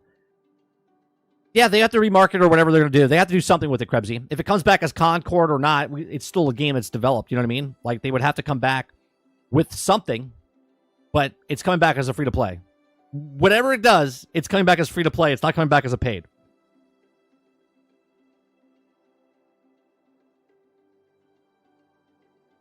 Robert Jones says, funny if the skin swap all the characters and name re-release. Oh, God, can you imagine, Jones, if they take all the characters that look woke, right, and they redesign every single one of them and then just put it back out as the same game, but it's free to play, but with cool-looking characters now.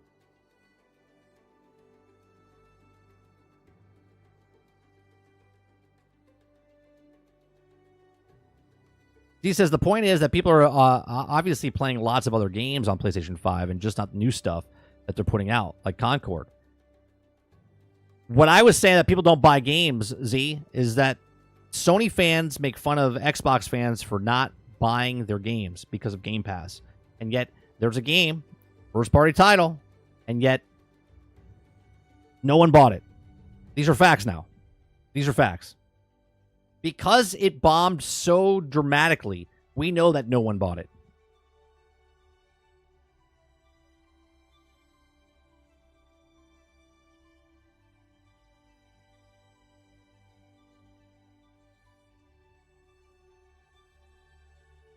If I had free money, I would buy a Concord controller and lock it up somewhere. I hear that's going to be a collector's item, huh? Imagine someone buying the controller, and then Concord never comes back, and they're like, what is this controller from? Well, back in my day, there was this game called Concord. It'd be like holding the Babe Ruth. You get the developers to sign the controller, you put it in, and then you can make a retelling story of Sandlot, but instead, it sets place in a video game realm, and someone is trying to play, they find their dad's old console, and they're like, oh my God, I have a controller for this. And they grab it from the mantle from their dad's place, and they open up the Concord signed controller, and they start playing games with it, and they start, I want to play, and they break the controller, and then you can make Sandlot 2.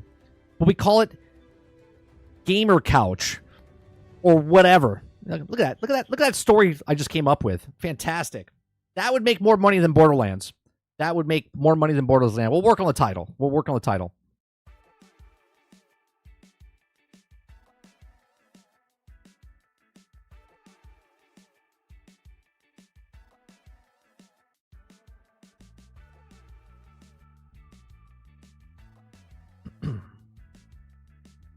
Controller wouldn't be worth it?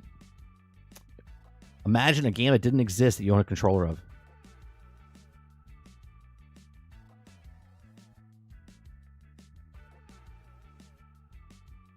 Let's look it up right now.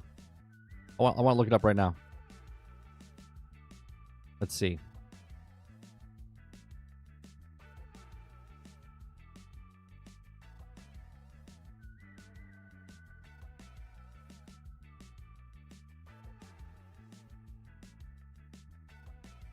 Right now. Right now. Concord is selling for $90. Rare Concord PlayStation 5 in hand.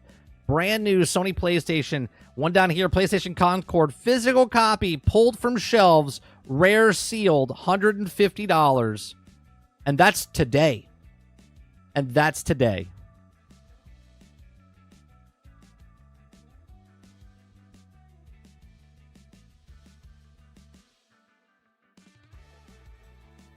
$18 watchers. 18 watchers.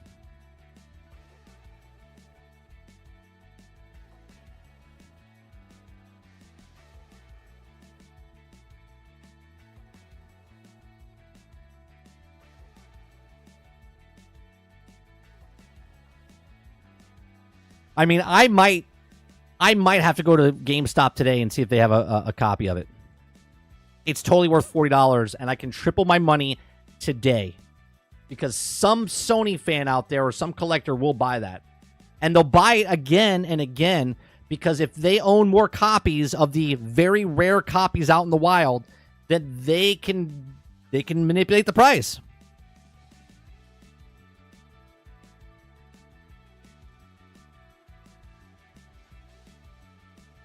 Because there's only what's out there. There's only what's out there. Okay? Look, everyone's like, I'm going to Walmart after work.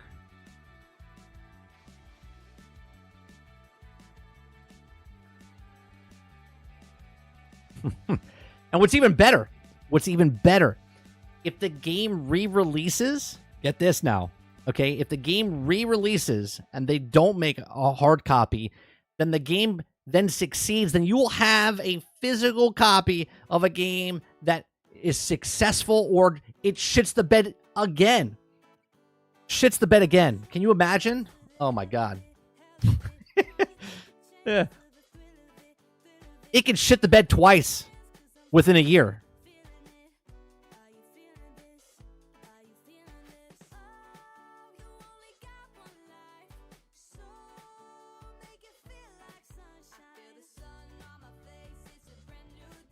It's the first thing out of my mouth, DJ, when I saw it. I was like, there's no copies. People are going to buy those. There's more people. It's almost like what happened to Borderlands. Nobody saw it in theaters. It went on YouTube. More people watched it on YouTube in less than a day than they did in the entire 2 weeks it was out. Okay? More people bought Concord yesterday than they did when the game was actually working. The world. What a great place.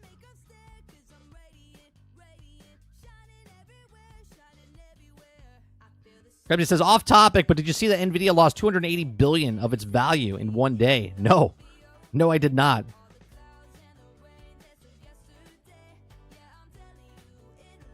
I can't find it in GameStop store. Interesting. You know why? Because the GameStop employees used their discount and bought that copy so they can post it up on eBay.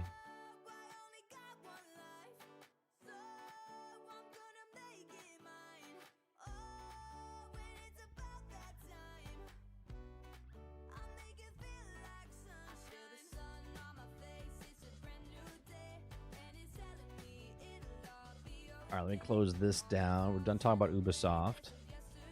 Done talking about that. Done talking about Concord.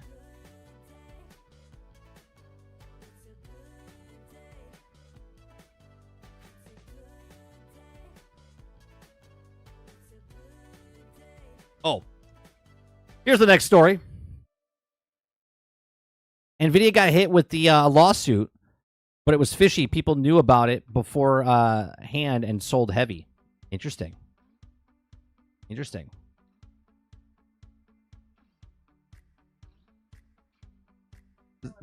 Z says, oh, hold on one second. Z says, Concord will be the game listed on PlayStation 5 Pro bundle. Concord 2.0, the rebirth. That's what they'll call it. They'll call it the rebirth. It won't be called Concord. It'll be called Rebirth.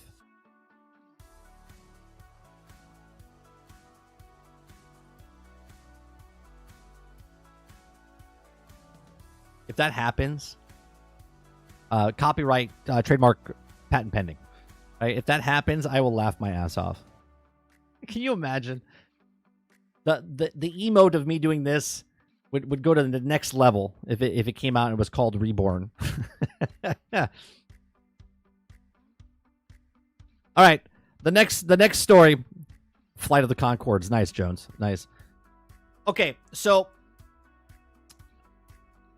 the next story I want to talk about is Microsoft confirms Black Myth Wukong delayed not due to platform limitations. Comments on exclusivity. Okay, if you guys don't know this story, last week Paul Tassi, well, actually before last week, the week before, a couple days before, Game Science came out and said that it's not on Xbox because. Now, the developers of the actual game said we're working on optimizing it for it because we're having technical issues, whatever, for Xbox. So then everybody in the entire video game world was like, oh, it's because of the Xbox Series S. Okay. Then it came out just a couple days, 3 days later, I think, and we talked about it on Thursday night's podcast, Generation X Gaming. We talked about it and said that, well, who are we supposed to believe? Are we supposed to believe Game Science, who are the developers of the game, saying why it's not on Xbox? Or are we supposed to listen to the journalists that say that they have a source that says that someone said that it's not because of the technical issues, it's because of exclusivity? Okay, so me and Sarge talked about that on Thursday. If you'd like to go watch that, it's in chapter mark below, or chapter mark in that video for Generation X Gaming, episode 408. Okay. Now, Paul Tassi, he's been getting run through the ringer on social media because of it, okay? Now he came back with another article talking about more comments here, right? So we're going to read that. I haven't read this yet. If you like what we do here, hit that like button, hit that subscribe button. We read articles, have conversations, give you my thoughts and opinions on it. If you like that, hit that like, hit the subscribe. If you'd like to go above and beyond that, become a member as little as $5. Okay? So Microsoft confirmed Black Myth Wukong delay not due to platform limitations, comments on exclusivity. Now, in a statement given to me by Microsoft representative, and the company has confirmed that the delay of Black Myth Wukong is not due to technical issues with Xbox platforms, and is instead similar to the original statement points to outside platform developer deals. Okay, the statement reads, quote, as of we said before, we've excited for the launch of Black Myth Wukong on Xbox Series X and S, and we're working with the game science to bring the game to our platforms. We prefer not to comment on other deals made by our partners with platform holders, but we can confirm that the delay is not due to the Xbox platform limitations and have been raised to us. Okay, so again, it's not because of the Series S, even though that's what people think it's from. Okay, now the statement reinforces my earlier reporting, which is Paul Tassi, as an issue with Black Myth Wukong. Delayed release on Xbox is not technical in nature and not because of some issue with the Series S, as many people speculated.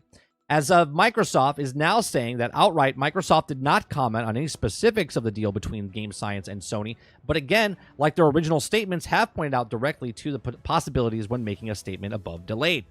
He says, my report, and collaborated by IGN, was disputed by industry insiders who claim to have heard that this is simply PlayStation providing cash and resources for Wukong to make it on the platform, to their platform. Here is very much evident that is also such exclusivity deals does not, in fact, include traditional marketing. And I talked about that as well on GXG. Okay, just because they have the exclusivity doesn't mean they get the marketing deal. Those are two separate things. Okay, include traditional marketing and may not even have included traditional payment, making the situation uniquely strange. I've reached out to Game Science and Sony for comment and will update if I hear back. Okay. In the situation, this complicated multiple things that can be true. If Sony helped Game Science with a paid tech work in exchange for a prior period of exclusivity, that would certainly not be traditional exclusivity deal with it so-called money hat, keeping the off the rival platforms and allowing it for big PS side marketing push. Okay, there are no specific terms of the deal known. So, though Microsoft has twice now pointed directly into that direction with public statements, on the other side, if Game Science and Sony have not revealed the nature of this exclusivity arrangement at this point, they will likely not going forward.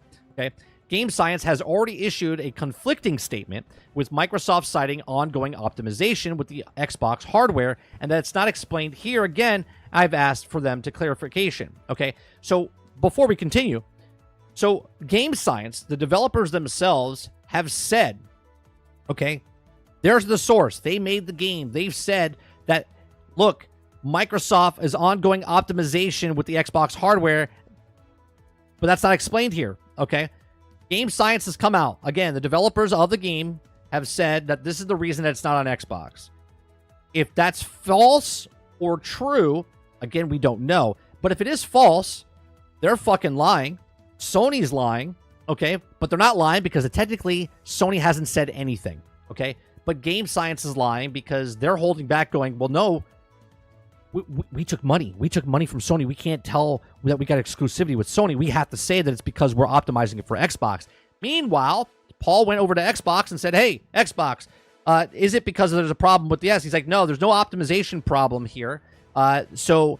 Now, again, people are looking at Microsoft saying, well, they're lying because there is an optimization problem because of the Series S. Even though Microsoft says there is no problem with this, Game Science says there is a problem with optimization, but they said that there is an exclusivity deal, right?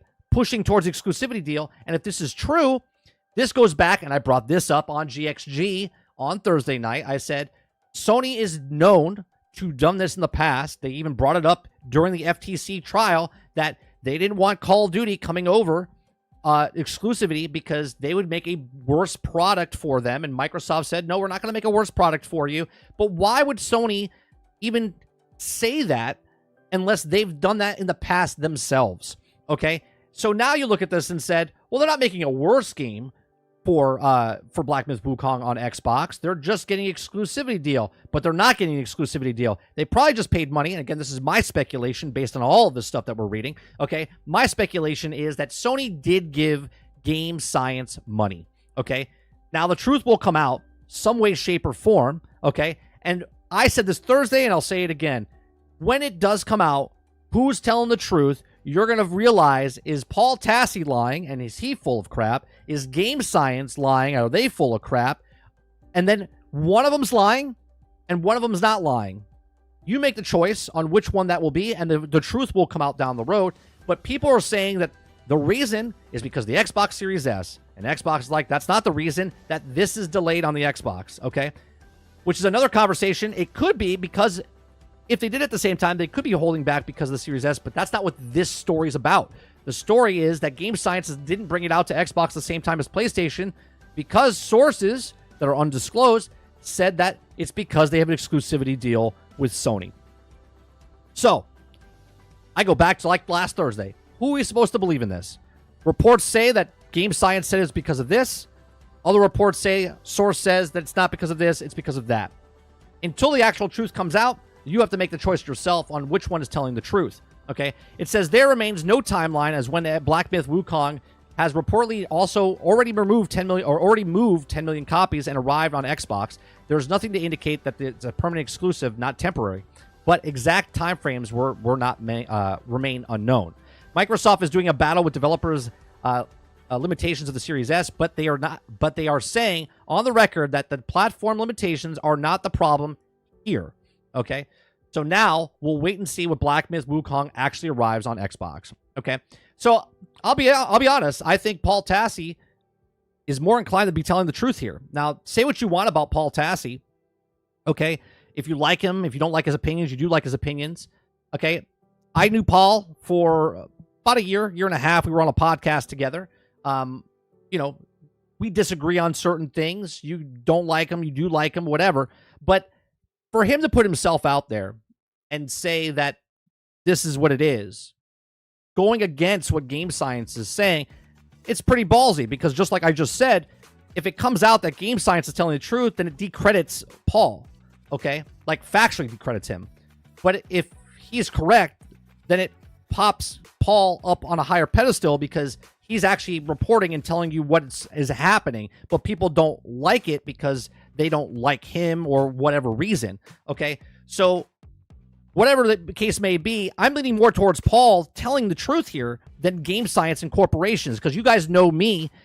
I never side with corporations because corporations by nature lie all the time. Wording is different in certain things, okay? So it's very strange situation here. Who do you believe? Because game journalists right now are also getting rung through because there's a lot of journalists out there that are not journalists. There's a lot of other people that are bloggers that just say shit to get clicks. But then there's actual people trying to tell you something, but they get blended in with the rest of the stuff. But these are just my thoughts. Let me know yours in the comment section down below. What do you think? Do you think Game Science is the one lying? Do you think Paul Tassi is the one lying? Do you think Xbox is the one that's lying? Let me know in the comment section. Let me know in the live chat. And if you like this, hit that like button. Hit that subscribe button. If you'd like to go above that, please make sure you hit that like or hit that membership button for as low as $5. Thanks for watching.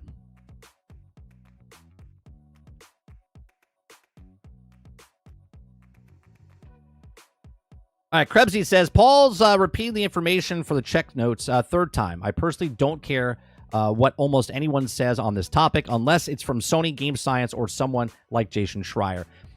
But that last part in your thing there, or from Jason Schreier, Jason's earned your respect because of his reporting. You don't like Paul for whatever reason. You got to take that part out. It's got to be from Game Science, Sony, Xbox, and one of those three is telling the truth. Okay? One of those three is going to be telling the truth. And when they do, it'll either prove or disprove Paul. Okay? Akutapapa says, notice he doesn't mention who actual sources again on the other BS article. I only trust Game Science. But that's the thing, right? I don't trust corporations. Game Science hasn't earned my trust. Just because they made a video game, they don't earn my trust, right? If they come out and say that this game is delayed because of this reason, and then all of a sudden it gets proven it's not, well, then I can't trust Game Science.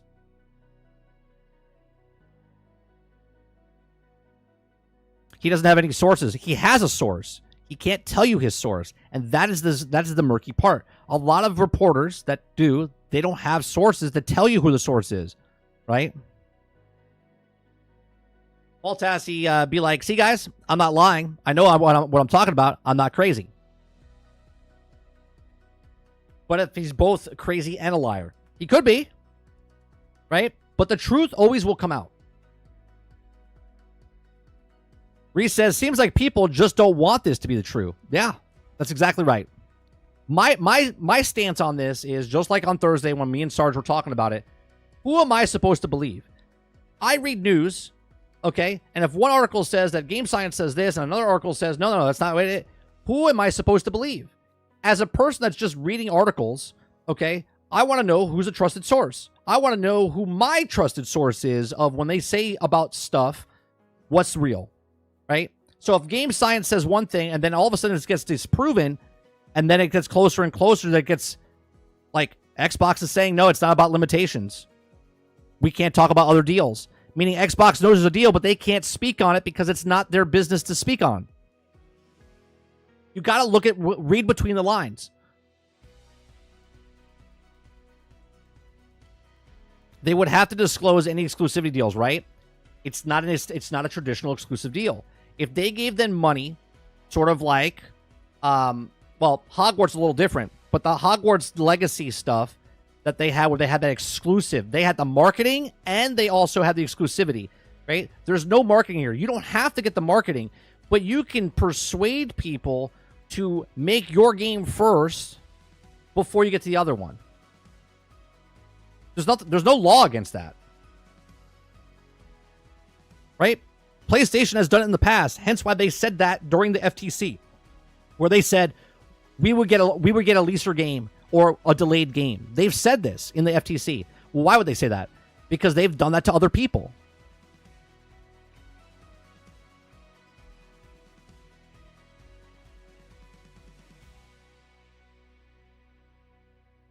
Dark Taco says, who do you believe, Mike? I need an opinion.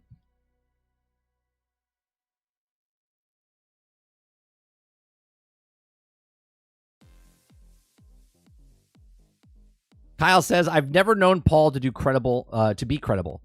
So you do the math. There's a lot of people in overlap here because of the situation that happened with Lono. Okay. And I totally get that. Okay. So a lot of people don't like him because of that reason. Totally get it.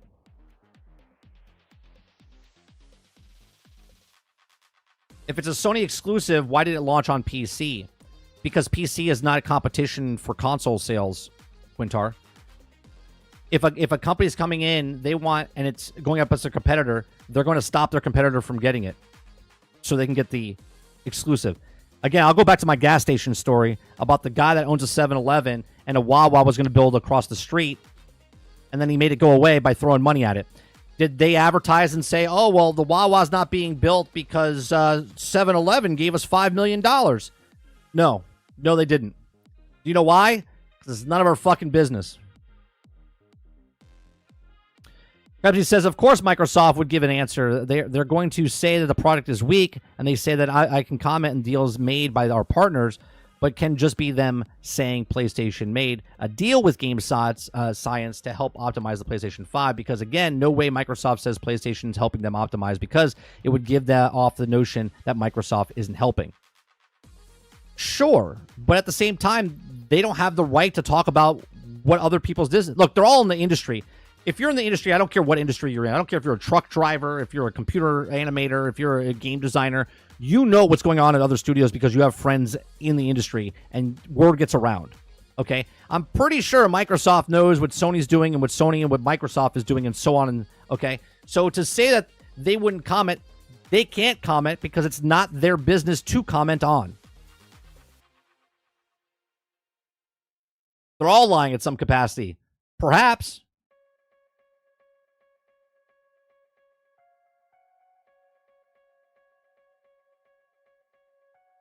30, what was that news anchor who came out and was making stories up to completely, was it Matt Lauer? I'm not sure. I didn't what's his name? Dom? What was his name? I don't watch fucking news. The black guy. Lennon? What's his name? Didn't he make up shit? I don't know if it was Matt Lauer. I don't remember. Reese says, I can't stand Tassie, but he's not dumb enough to lie. Microsoft didn't deny previous games delayed due to optimization issues. Why pick this one to lie about? Good point, Reese. Good point. El Dente says, but Wukong is the shit. I'm on chapter 4, and after 20 plus hours, I finally hit a repeat mob in a different area. Sony exclusives don't hit PC, but Wukong did. No. Exclusives are different. You're talking about third party. Hogwarts hit PC, but they paid money towards Hogwarts to get a mission into Hogwarts early. They can have exclusive deals. Again, it's against consoles, not against the PC.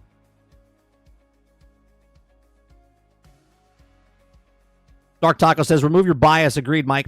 And this is easily plausible. We know Sony extends timed exclusives in Final Fantasy without telling the public.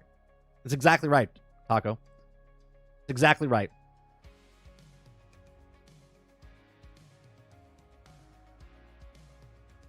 Robert Jones says, why would Paul reveal his source? It's extremely stupid. Right. His whole livelihood releases on all people of people that give them news without being revealed.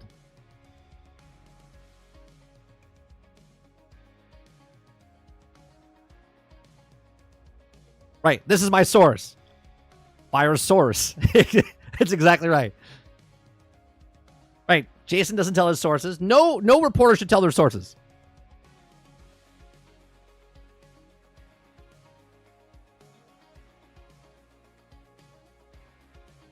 Robert Jones says, no reason to take anyone's side. Just wait.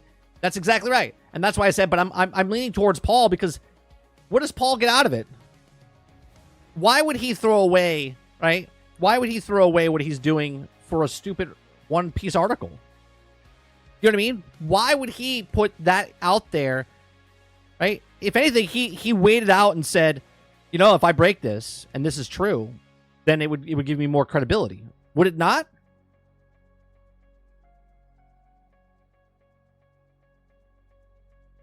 It's not about waiting, wanting it to be true, source-wise. I've had Tassie pull too many sources out of his ass.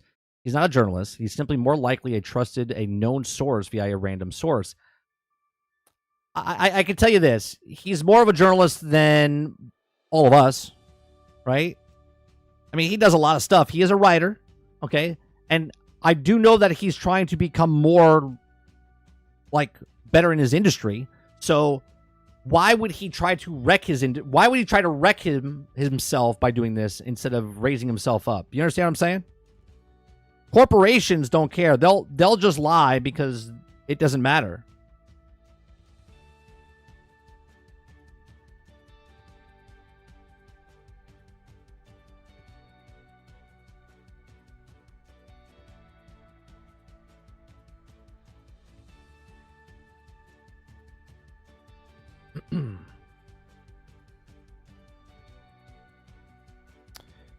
Eric says, if it was or is exclusive, though, wouldn't they have to declare that in trouble with the FTC? No, they wouldn't have to declare anything. They could. We look. There's plenty of stuff that people can do.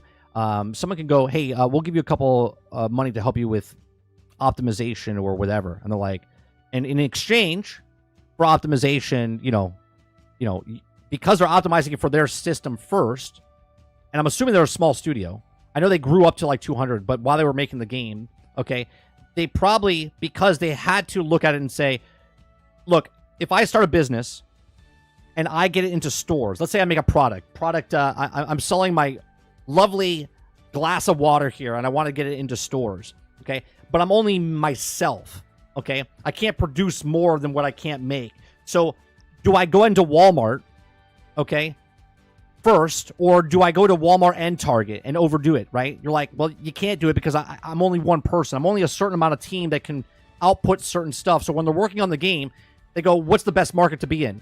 Well, PlayStation right now, PlayStation 5, has 60 million units out there.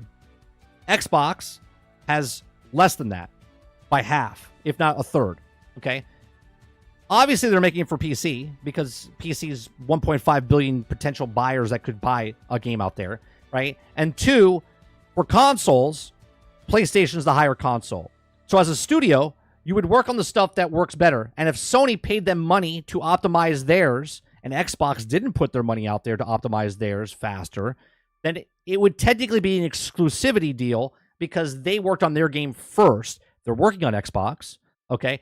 But then Game Science, because they're new in the industry, they don't want to admit that they took money because they're working hard. They're just optimizing the game. They don't think they've done anything wrong, and they haven't done anything wrong. There's nothing wrong with what they've done if they took money. But it does look bad on Sony because then it looks like Sony paid them to make the game on their system first. That's just my speculation.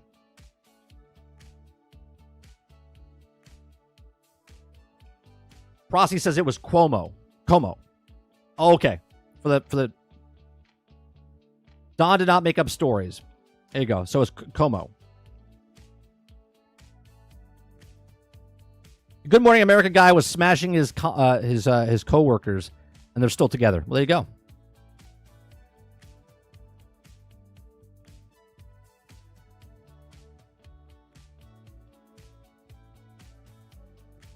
Are timed exclusives considered exclusives when it comes to the Xbox? No. In the context that we're talking about exclusive, that it just Baldur's Gate 3 was an timed exclusive, but unintentional timed exclusive, right? This is an unintentional timed exclusive because they're worked on the game that was on more potential sales for them, which it worked out, than the other system. Like I said, it'll come out if they took money.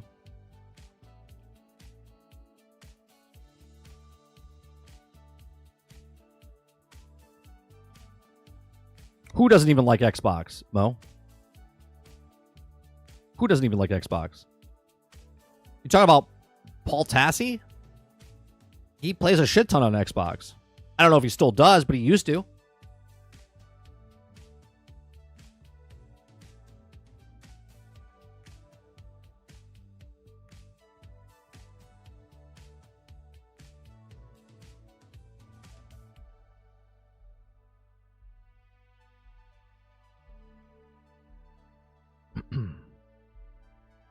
Jason says, on a happier note, the Borderlands Handsome Jack collection got delivered. Nice. Exactly, Mo. Plus, Sony knows Microsoft will soon profit from their gamers. This is Sony's last effort to control the market and slow Microsoft down. Right. And that goes into a completely different conversation, right? Are they manipulating to stop things from happening with their because they need to catch up, right? I know people think that Sony's like winning the game, right? But in the industry, they're behind. Hence why they're starting to put their games on third party. Hence why they're starting to move stuff over to PlayStation Plus. Hence why they're trying to... You see what I'm saying? They're in competition. They're trying to evolve. And they can't let Xbox get too far ahead.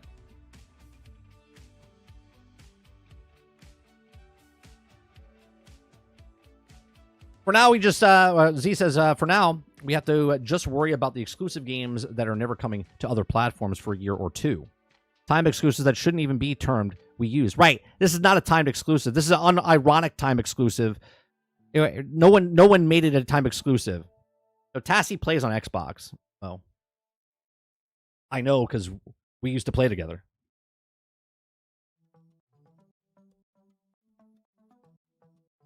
Again, that's years ago. Maybe he doesn't play any more Xbox. I could look it up and see.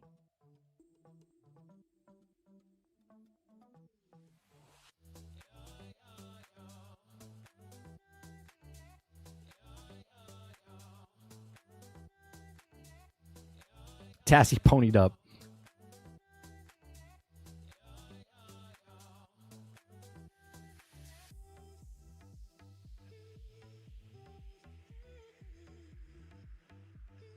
Yeah, I'm waiting for the co-op working confirmation for Space Marines 2, if that's what you're talking about, Water.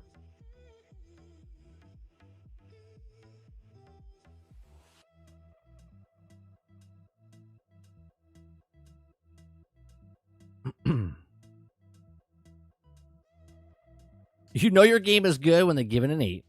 Oh, did they come out with the reviews? Is there reviews? We can watch a review.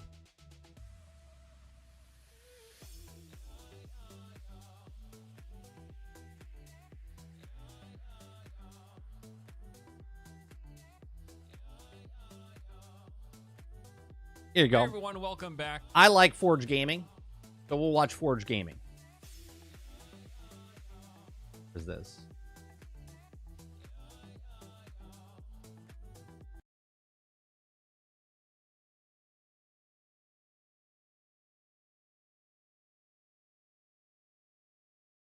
Okay. Let me raise this up.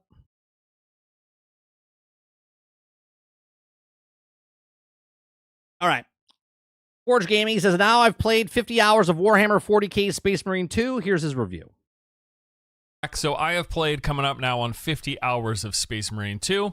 Here's my review of the game. I want to start by saying too, there's going to be no story spoilers. I'll also avoid discussing most of the cooler campaign moments so as not to spoil those, but beyond that, I will be talking in detail about the game. I want to begin by setting the tone here for the rest of the video because so much about this game I just adore. They absolutely nailed the gameplay and the Space Marine fantasy. Like the core loop of playing this game, wading into massive hordes of enemies, tearing your way through. It's very satisfying. It's also very, very bombastic. Like there's so much crazy over-the-top action constantly happening. You'll be wading into these hordes of Tyranid, chopping and smashing your way through with bullets flying everywhere, explosions going off in the background. Off in the distance, there's gonna be streams of literally thousands of enemies tripping over each other. The sky full of swarm clouds of flying Tyranid with the tracer rounds from anti-air fire relentlessly following their every move. And all of this is happening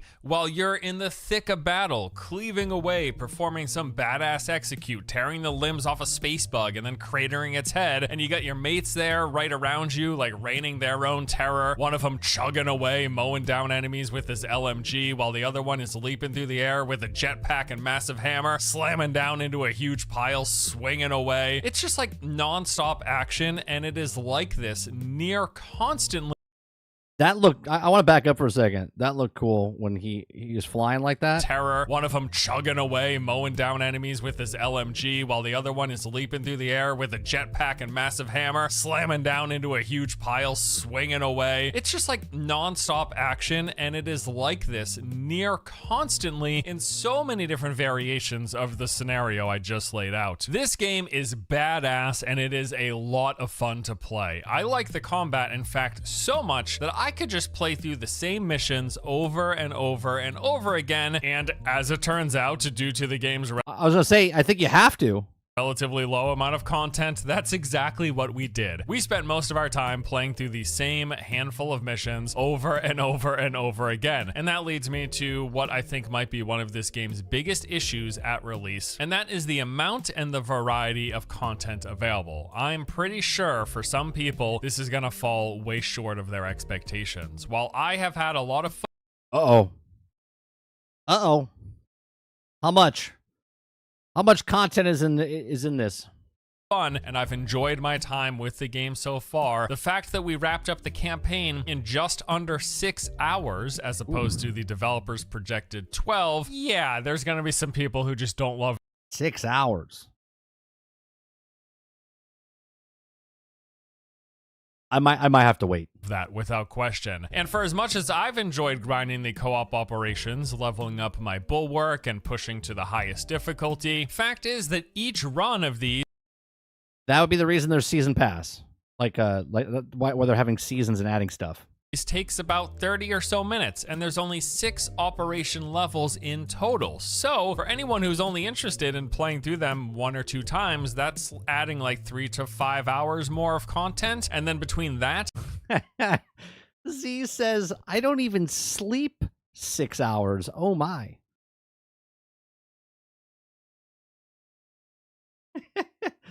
and the campaign, we are likely falling short of 10 hours total playtime here for some players. Now, the game does also have...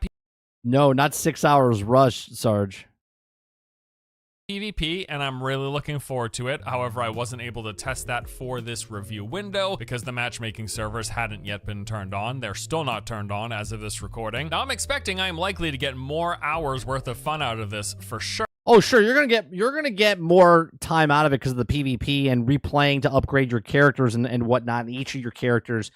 But you're gonna be doing the same 6 missions time and time again for your healer, and then your time again for your brawler. And Sure, but I also know, for as much as I'm interested in PvP, there are some people who just don't care at all. And these things, combined with a handful of other points of feedback, which we will get to later in the video, this all has me thinking that this could be a divisive launch. I really like the game. I've had a blast so far, and I would recommend it, but I also think people will be disappointed with the content amount and variety, because I don't expect everyone to grind the same 6 co-op missions for 40+ hours like we have.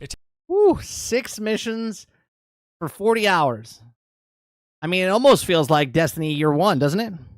Takes a certain kind of a personality to enjoy that kind of gameplay. So this may unfortunately be once again a situation where we have what is otherwise a great game here that is launching a little too light on its content. Remember, this got delayed. This got delayed almost a full entire year. And it will be a much easier recommendation, say, a year from now, once they've added 4 seasons worth of updates, which they already have planned with a requisite roadmap. At that point, without question, easy recommendation for just about everybody, but as it is right now, I think you're gonna have to keep all the caveats in mind. With that prefaced, let's get into... So in 1 year's time, the game will be complete. I hate modern gaming. I hate modern gaming. The review and starting with the overview. If you happen to miss the preview video we did last month, I'm going to do a quick overview of the game from the top to the bottom, talking about the gameplay, the game modes, the systems and features, and then after that we will move into my impressions, what I like, what I don't like, points of feedback, and the final thoughts. I know, Mo. I know what you're going to say. Before you even put it, Mo's of hey, guess what, Mike? Guess what? It's going to be on Game Pass by that time. I know. All right, starting with the gameplay here, as covered already, this is far and away the shining star of Space Marine 2. The combat is just phenomenal. The main point of comparison for me would be something like Shadow of War. It's got this action combat system where you will be in the thick of battle, totally surrounded by enemies, but you have... Well, here, Z, I like what you're saying, okay? I like what you're saying. Yeah, it seems a little short, but I would rather have an awesome gameplay loop and great mechanics in a short game, in my opinion. I would love that if I paid $40. But I'm not paying 70. I'm not paying 70 for 6 missions to play over and over and over and over and over again. And I know there's PvP added to it, but I'm not this is why I don't buy COD. Right? I don't buy COD because the campaigns were short and I don't really want to play the PvP over and over, right? And that's it. To me, it's not worth it. Have every tool needed to manage them easily. You're going to be dealing damage with light and heavy attacks. Plus, you have to wait for the 4 seasons to come out. By the time the 4 seasons come out, let's say they add 3 missions each. That's an additional 6 for the first 2 and 6, so you have 18 total missions by the end of the year. Maybe? I don't know. Cleaving groups and striking single targets. There's a lot of combo chains, from spamming the same basic attack multiple times to alternating inputs with holds and pauses in between your strikes. Every single weapon in the game will have its own attack variations with different combos and combo chains that you can perform. And then there are even different weapon variations of the weapon classes, and each of these will either excel at cleave or single target damage, but most weapons will have options to do both to at least some degree. There are also attacks that can be used to break guard or interrupt enemies who are calling for reinforcements, which is huge. As for the defense side of things, well, there are 2 main options. You've got dodge and parry, and then some classes and weapons. I mean, it looks great. also have a block. You can dodge pretty much any attack, but only basic attacks or those that are marked with blue indicators can be parried. Perfectly timing a dodge or a parry right before you are struck will then slow down time momentarily and also enables a counter shot, which will not only do some damage, but also restores some of your health. Then the other big thing that you want to make use of is the finishers. When an enemy is blinking red, this indicates they are low health and can be executed. Doing so will also restore some armor, and it makes you completely invulnerable to damage during the entire execute animation. Then on top of that, there are multiple grenades for you to throw out into the mix, blowing up piles of enemies, and every single class in the game, of which there are 6, has its own unique ability, which is sort of like an ultimate. These will charge in combat and give you another tool to either take out enemies or to support your team. So for example, the class that I played the most, the Bulwark, has this banner that you can slam into the ground. It will damage enemies in its vicinity while also quickly restoring armor for myself and my allies, and I eventually got a perk that made it so that it would revive any down teammates who were around it as well. Really, really powerful utility skill. And with all of this stuff combined, the gameplay just has such a nice pacing and satisfying flow to it. You're smashing through the hordes, mixing up your melee ranged and defensive moves. You'll use these big sweeping cleaves to deal with the hordes, while heavy hitting strikes are for the larger foes. At the same time, you're paying attention for any reactive maneuvers you need to make, like dodging range shots from the snipers, parrying some incoming attacks, and then counter-shotting to restore some armor in the process. Then you're executing the low health enemies, you're getting these sick animations while being invulnerable, and then straight back to it, hacking away, tossing out grenades, dodging, slashing some more, dodging, counter-shotting, heavy attacking. It does look badass, though. I have to admit that it looks amazing. To break some guard, parrying, counter-shotting again, perform and execute, some more slashes, counter that reinforcement calling in. Things get a little hairy, toss out some more grenades, I'll slam down my banner to top off my armor and then get back to slashing. It is great. If you hadn't got the memo, combat in this game is great. Space Marine 2's campaign. This has you playing as Titus the Ultramarine, who after being wrongfully accused of corruption has been reinstated and accompanied now by 2 battle brothers who are controlled either by AI or other players if you're playing in multiplayer co-op. You are all sent out on a mission to once again defend humanity. Now in the campaign, you're going to be visiting multiple planets across several missions. Each of these areas have a distinct look, biome, structures, and set pieces you move through while you're battling a wide range of Tyranid and Chaos Marine enemies. As mentioned, not going to spoil any of the narrative stuff here, but I would like to make note of some of the cooler things we saw and did. For one, there's just so many great world building moments throughout the whole campaign, sections where we have time to... I was just thinking the same thing, Dolphin. Literally, as I just looked at it, I was like, why has he got a hood on? And I looked at the chat, and you said the exact same thing. Sort of take in the environment, and they've just done such a good job of executing not only on the oppressive feeling, but also the massive scale of everything in the 40K universe. Whether it's the towering structures that pierce the clouds, the seemingly never-ending waves of enemies pouring through the streets and filling up the skies, your allies and their artillery... Z. there to meet them in impressive, explosive fashion, or the massive, over-the-top boss battles and encounters. Many, many very, very cool moments we came across in the campaign. There's also, in this, a fair good amount of variety of enemy types, from the basic Tyranid hordes, the run-up and swarm you, the dual-wielding knights, the ranged snipers, the stealth assassins, ones that toss out landmine, bombers that chase you and explode, floaters that support and buff their allies, and then you got the Chaos Marines, or as I like to call them, the ones that explode into cosmic confetti. These had a lot of variations as well, from the basic ranged and swordsmen to the ones with LMGs, rocket launchers, flamethrowers, and missile barrages. You'll come up against several boss battles throughout the campaign, and I gotta say, every one of these I thought was quite well done. Not only were these cool looking bosses with interesting encounter and mechanic design, but every one felt unique. We really enjoyed them. And then beyond the main boss fights, there were also a few, count them 3 to be exact, mini bosses that you encounter at various intervals in the campaign. These are also found in the co-op operations as well, which we will be covering shortly. Probably some of the most fun we had during the whole campaign, though, were all the sections where we had access to our jump packs. These were limited to very particular sequences, and you would lose them once you finish that area. But each time we got to do it, it was so fun, mainly because they're just overpowered as heck. You'll launch up into the air, just floating there, and then smash down wherever you please, and absolutely cratering anything in your path. It is also just extra funny and hilarious when all three of you are landing almost in sequence, one after another, just slam, slam, slam, everything's exploding. Overall, I really enjoyed the campaign. All told, though, as mentioned, it took us under 6 hours, actually 5 hours and 46 minutes. All right, so 5 hours and 46 minutes. He did it with 2 other people, so with co-op. And they're probably just playing at a normal pace. If you play by yourself, maybe you get 7, maybe you get 8 by yourself because of little harder areas or whatnot. To be exact. And I'll add here, we weren't burning through the content either. We were playing at a totally regular pace. We cleared every single enemy that spawned. We didn't blitz by anything. We explored all of the side areas looking for collectibles. We watched every cutscene and listened to all of the narrative exposition, of which there was a fair bit. We really did not beeline the campaign. We played it what I would consider fairly normally. I was frankly surprised with how short the campaign was, especially given the developers' 10 to 12 hour completion time estimates that You pay physical cash with everything, Travis? How do you become a member? Where are you putting the money? Where are you putting the cash into? had heard. Not sure how exactly we could squeeze another 6 hours out of this experience.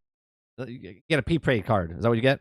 The campaign was short, but I did find it quite fun. Now, the real bulk of the content in this game, it seems, comes in the co-op operations. Operations are these handcrafted missions where you play as one of 6 distinct classes with up to 2 other real people, moving through levels that act as the side stories to the main campaign. So while you play through the campaign, there are moments and levels and missions in there where there is another Space Marine team going on your same mission, but with I do not like that yellow, but, you know, each their own. With objectives in a separate nearby area. The operations are you playing as that team. It's actually a pretty cool setup. So structurally, operations remind me a ton of Warhammer 40k Darktide. They have you moving through pretty much linear levels, fighting groups of enemies that will get mixed up from run to run, with objectives to clear along the path, and occasionally side bosses that need to be dealt with. Now, there are 6 operation missions in total. Like the campaign, these take place on the few planets and in the same general areas, but they are entirely unique layouts and designs. You're not actually moving through the same exact levels and sections that you played in the campaign. But you're in is that what the same happens? rough Okay. vicinity on the planets, and you will often see like overlapping points of interest or events off in the background. In fact, the entire point is that these 2 teams are working in tandem to complete the same objective, helping each other by doing different things in the same area. So yeah, you're moving through these levels, you're taking on hordes of either the Tyranids or the Chaos Marines, completing objectives at various intervals, managing your resources, the health and ammo, while trying to stay alive. I would consider every single level of these co-op operations extremely linear, beyond the occasional branching path that meets up like a few seconds later. However, all along the edges of these mostly linear levels, there are a few corners and alcoves branching off where you will find valuable pickups that you want to be on the lookout for. These include health kits, ammo crates, different grenade types, armor boost for getting extra pips of armor, and the Guardian relics, which will let the holder self-revive upon death. Now, sometimes you're just going to see these laying around on the edges, but other times they're actually going to be inside of stacks of crates that you can smash. Also, every level will have a hidden armory data and data seed. So the armory data is used. Is it random, or every time you go to that level, it's in the same spot? Because that would seem kind of weird. Used as a resource to permanently upgrade your weapons, making them stronger, where the data seeds reward Sarge, bonus if you're interested in if this, you I'll get complete it. the If not, mission I'll holding wait. it without dying. And both of those things really incentivize exploring. If co-op works, by the way.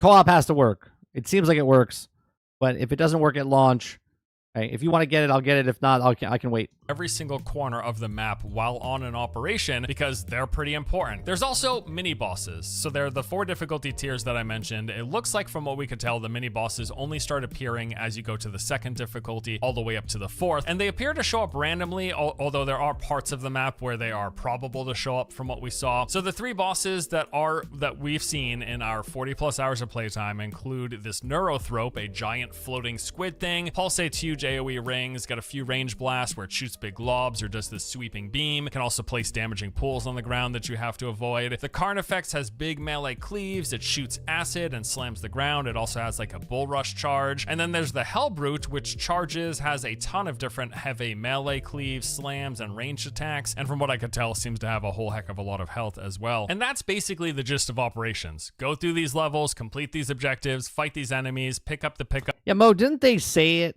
originally that it was on Game Pass? Because I remember we watched it last year and they said it was on Game Pass, and then the Game Pass thing went away. fight the mini bosses when they show up, do all of that without using your revives and make it to the end. Mission complete. So yeah, operations are where we have spent the vast majority, the bulk of our playtime, and I would assume besides the PvP, this will be true for other people as well. This is where most of the content is in Space Marine 2 in terms of quantity of time. You've got the 6 different operations, the 4 difficulty tiers. You start off at tier 1, you play through all 6. These take 30 to 40 minutes each on average, and then as you level up, you get experience, Travis, that's the stupidest thing you've said today. Just today, though. You want a game, buy it like an adult? For fuck's sake. progress. You're stronger. This lets you push up the difficulty. A man spoken without kids. Taking on the harder challenge and progressing even further, which then brings us to the various classes and the progression systems. So as mentioned, there are 6 classes in the game. When you join an operation, you will pick one of the 6 to play as. You've got the tactical, who has a scan ability that reveals enemies and makes them take more damage. You've got the assault class, who has a jump pack, which grants adults buy, kids rent. Well, adults have kids. Children do not. Increased mobility for powerful slams. You've got the Vanguard with a grapnel launcher. He can hook and propel towards enemies. The Bulwark is like the tank. He's got a chapter banner that you place on the ground. It restores armor to all squad members in the area. And then it can get upgrades that do things like damage enemies, increase missing health, and then also revive downed enemies. And his big thing is that he carries this massive shield. The Sniper, besides sniping, has a camo cloak to conceal yourself and sneak around. And then you've got the Heavy class, who has this Iron Halo ability, creating a powerful barrier blocking all range damage in front of them, and they just deal a heck of a lot of range weapon damage, which is nice because they have no melee weapon options. So those are the 6 classes, no repeats allowed, so you can't have 2 bulwarks, for example. And progressing through the game is all about picking the class and the weapon combinations you have access to that you like, and then leveling those up to make them stronger and push into those higher tier difficulties. Now, for the rest of progression and customization, it comes in a few forms. For one, there's a perk tree. So every class has its own perk tree. This is what I like. We talked about this a couple months ago when they were showing this off. I want to know more about the perk tree. As you level up, you unlock new perks with each level, with 24 in total, and then that tree is divided into 4 subsections. There are the core skills, all around defensive and offensive enhancements. Team skills, as they imply, are going to give buffs to your whole team. The gear skills will enhance your class's unique weapons or ability, which is basically that ultimate. And then you've got the signature skills. These are very powerful buffs at the end of the tree, which are just some really, really, really strong things. I've got a couple that makes it so that if my armor depletes, I'll drop a grenade. That character that he has there looks pretty cool. Grenade for free. If I get a perfect parry, it will incapacitate even elite enemies. Or I've got one that makes it so that if I have any remaining armor, I cannot be interrupted or staggered, which is very strong. So as you level, you will unlock the perks horizontally across the tree, starting in that top row and then moving to the middle and bottom row. Eventually, at max level 25, you have everything unlocked, and then you can pick one from each of the vertical rows within each of the categories. Then there's also weapon progression. You gain experience as you use your weapons on the mission. This levels them up, and you've got a few upgrades. There are multiple versions of each weapon. You start with the standard one, and then that can be upgraded to Mastercraft, Artificer, and eventually Relic. Each tier of these also have multiple options within them. And then there's also a weapon perk tree with 2 paths for you to choose from. Some have overlapping areas. You can So the gun or the weapon and the gun itself becomes a standard. A green, a purple, and then I got it. Back and forth, but each one of those trees will have various additional enhancements improving your weapon. And then, of course, there are cosmetics. You start with a few default colors as like a base outfit, but then there's tons of unlocks rewarded via playing the game, and you're able to customize everything from the emblem and colors on your helm, pauldrons, breastplate, war gear, gauntlets, and greaves, as well as various adornments you can have on all of that. Weapons will also have cosmetic appearances. These are tied to the look of any weapon upgrade that you've unlocked thus far. And then finally, the game has PvP. This is 6 vs 6 competitive multiplayer with 3 available game modes. There's Annihilation, which is a team deathmatch. Each takedown earns your team a point. First team to 50 wins. Seize Ground is Domination, where you complete for control of a zone that moves around the map. Throughout the match, you reach the point limit for your team, you win. And then Control and Capture is like that, but it's King of the Hill style with 3 zones in designated areas. And all of this sounds great, especially with how good the combat is in the game. I'm really looking forward to playing it. Unfortunately, we cannot play a single match of PvP during this review window. That's because the matchmaking servers weren't available. There was no way of testing this mode for making this review, which is a huge bummer because this is probably the thing that I was looking forward to the most. Even Interesting why they didn't do that.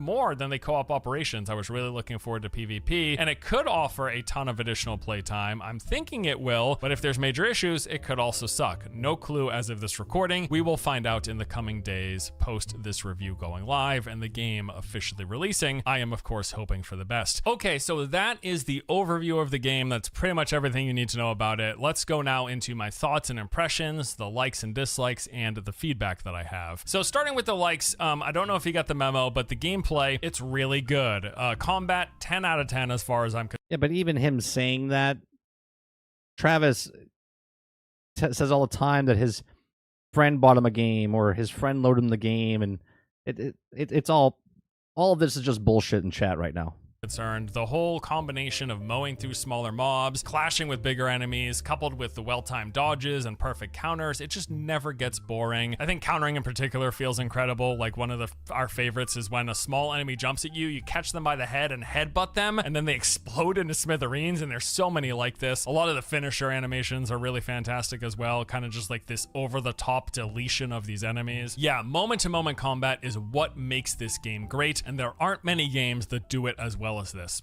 Just absolutely fantastic. Speaking of which, the jetpack gameplay portions of the campaign. Yeah, I like that, Water. I like how they separated the PvP progression with the game progression. 11 out of 10. Super fun stuff. Like the three of us flying around and smashing down, obliterating enemies in massive craters. So very good. Also, man, the world building is on point. I would say kind of similar to how Darktide did last year. The tone of this is just so well done. But I even think it's even better because it's on a much more massive scale with all those different planets and the huge swarms of enemies and all the stuff going on in the background and all around you. Between the visuals, the sounds, the set pieces, it's just amazing pretty much from start to finish. It really delivers exactly the kind of feel I want when exploring something set in the 40K universe. Love the world building. Also, as I mentioned, just in general, like I feel like they nailed this Space Marine fantasy. You are this lumbering bringer of death, stomping through levels, yeeting everything in your path into another dimension. On top of the fact that all around you, there's also so much of this bombastic, over-the-top, crazy stuff happening. Just playing this game, it feels like the personification of death metal music, basically. Speaking of which, they've got just some super, really cool, badass moments in the campaign. Really good set pieces, explosion-laden happenings all over the place, with a touch of humor thanks to the often ridiculous commentary from your Space Marine trio. There was actually one point in the campaign where the group of us split up, with one person had to go down this path, and we were on a bridge above them. We had to fight through our own stuff, but also support them while they were down there. Unfortunately, there was only one of those moments in the whole 6-ish hour campaign, and I would have loved more because it was a really cool dynamic with us dealing with our own stuff, but also helping our buddy who was all alone, but we could still see and support. Finally, in terms of the really good stuff, performance was fantastic for me. In fact, I only recall like 1 or 2 moments where there was ever any hitching. It was almost entirely smooth from the beginning to the end with all of the time that I played. Now, I will caveat that by saying, yes, I've got a fairly beefy rig. I've got an RTX 4090, an i9 14900K, and 64 gigs of RAM, so I don't know what it's going to run like on mid-tier systems, on lower-tier systems, on consoles. I really am not sure, but for me, the performance was good. Liam apparently crashed a few times. We did want to make note of that as well. He had a couple of crashes. Okay, now, on to the dislikes. While overall, I really like the game, I think that's come through. I've had a blast playing. There are a fair few points of feedback, critique with some feedback following up. Okay, more game, please. I just want more game to play. The campaign is so short in under 6 hours. The fact that most of the replayability comes from the co-op operation missions is fine. I've enjoyed it, and the PvP I'm assuming I'm gonna enjoy as well. There just should be more. Only 6 co-op missions is well, I would assume they took it. We're going to look at the season pass stuff afterwards, but I'm assuming they removed it to put it into season pass to keep people playing the game or coming back to the game. The fact that they're adding additional modes like a horde mode late into 2025, that should have been here at launch. I would have loved it at launch. Like, yeah, let me hear what he said. Co-op missions is very light, and the fact that they're adding additional modes like a horde mode late into 2025. Wait, the horde mode's not coming till late 2025? That should have been here at launch. I would have loved it at launch. Like, the gameplay is amazing. I'd love to be doing more of it in a larger variety of situations. I think a year from now, like when, say, the game has 12 missions instead of 6 and more modes, which they do have planned, it's gonna feel a lot better. But right now, yes, it feels quite content light despite the fact that I played for over 40 hours. I've done that because I'm a crazy person, you understand? Multiplayer class progression. This seems unnecessarily slow at the moment. While this is sort of similar to the prior complaint, it's a separate issue than the lack of content variety, because longer leveling grinding doesn't equal variety. It took us roughly 30 hours to cap out a single class. So that means reaching the max level 30 hours for a single class, 6 classes, 180 hours. level 25 and getting to that final tier of weapon unlocks, the relic yellow weapons, and unlocking all of them in the tier. That took us about 30 hours each. I think it just would have been more enjoyable if they cut that time, say maybe cut it in half, so that within a 30-hour window you could level up 2 classes instead of just 1. After over 30 hours running the same 6 co-op missions over and over and over and over again, I don't really feel like leveling another class, you know what I mean? If there was more variety of missions, maybe I would feel differently about that, but 30 hours to get 1 class to max level, it just feels a little too long. It would have been great to have 2 classes, or even 1.5 classes leveled up after 30 hours of grinding that. Also, for as good as the combat feels, it has one glaring issue, and that is that the parrying feels a little inconsistent. So on the smaller enemies, basically whenever they have a parry attack coming in, you'll see the blue counter icon appear, and if you hit parry right away, it will successfully counter and smash them, and you get the benefits of that. However, for the larger enemies, hitting parry right when that same icon appears actually won't counter. You actually have to wait until the enemy is physically striking, so you got to be looking at them, and this is an inconsistency across enemy types using the same blue counter icon. It's just kind of confusing, especially when the enemies are all grouped up, and so you're not sure which of the enemies that blue counterable attack icon is popping up for, and so your timing could be completely off depending on if it's a small one or a big one. Using the parry just felt so unreliable and inconsistent that we basically just ended up spamming dodge roll instead, because you get the same perfect counter if you perfectly time a dodge, but even if the timing isn't perfect, at least you still dodge the damage rather than standing there with a failed parry and then getting hit because you're stuck in that parry animation. I also have a few campaign specific points of feedback. There were several occasions in the campaign where we had these really cool moments that were entirely cinematic, and this would have been so preferable to be playing them. So one great example is there was this point where we were marching into what is basically like death march. Coming up with our tanks, we had other space marines around us, there was massive hordes of enemies pouring in from all over the place, and this greater demon thing standing in the middle. The action of going on this march into this horde of enemies with the huge one in the background,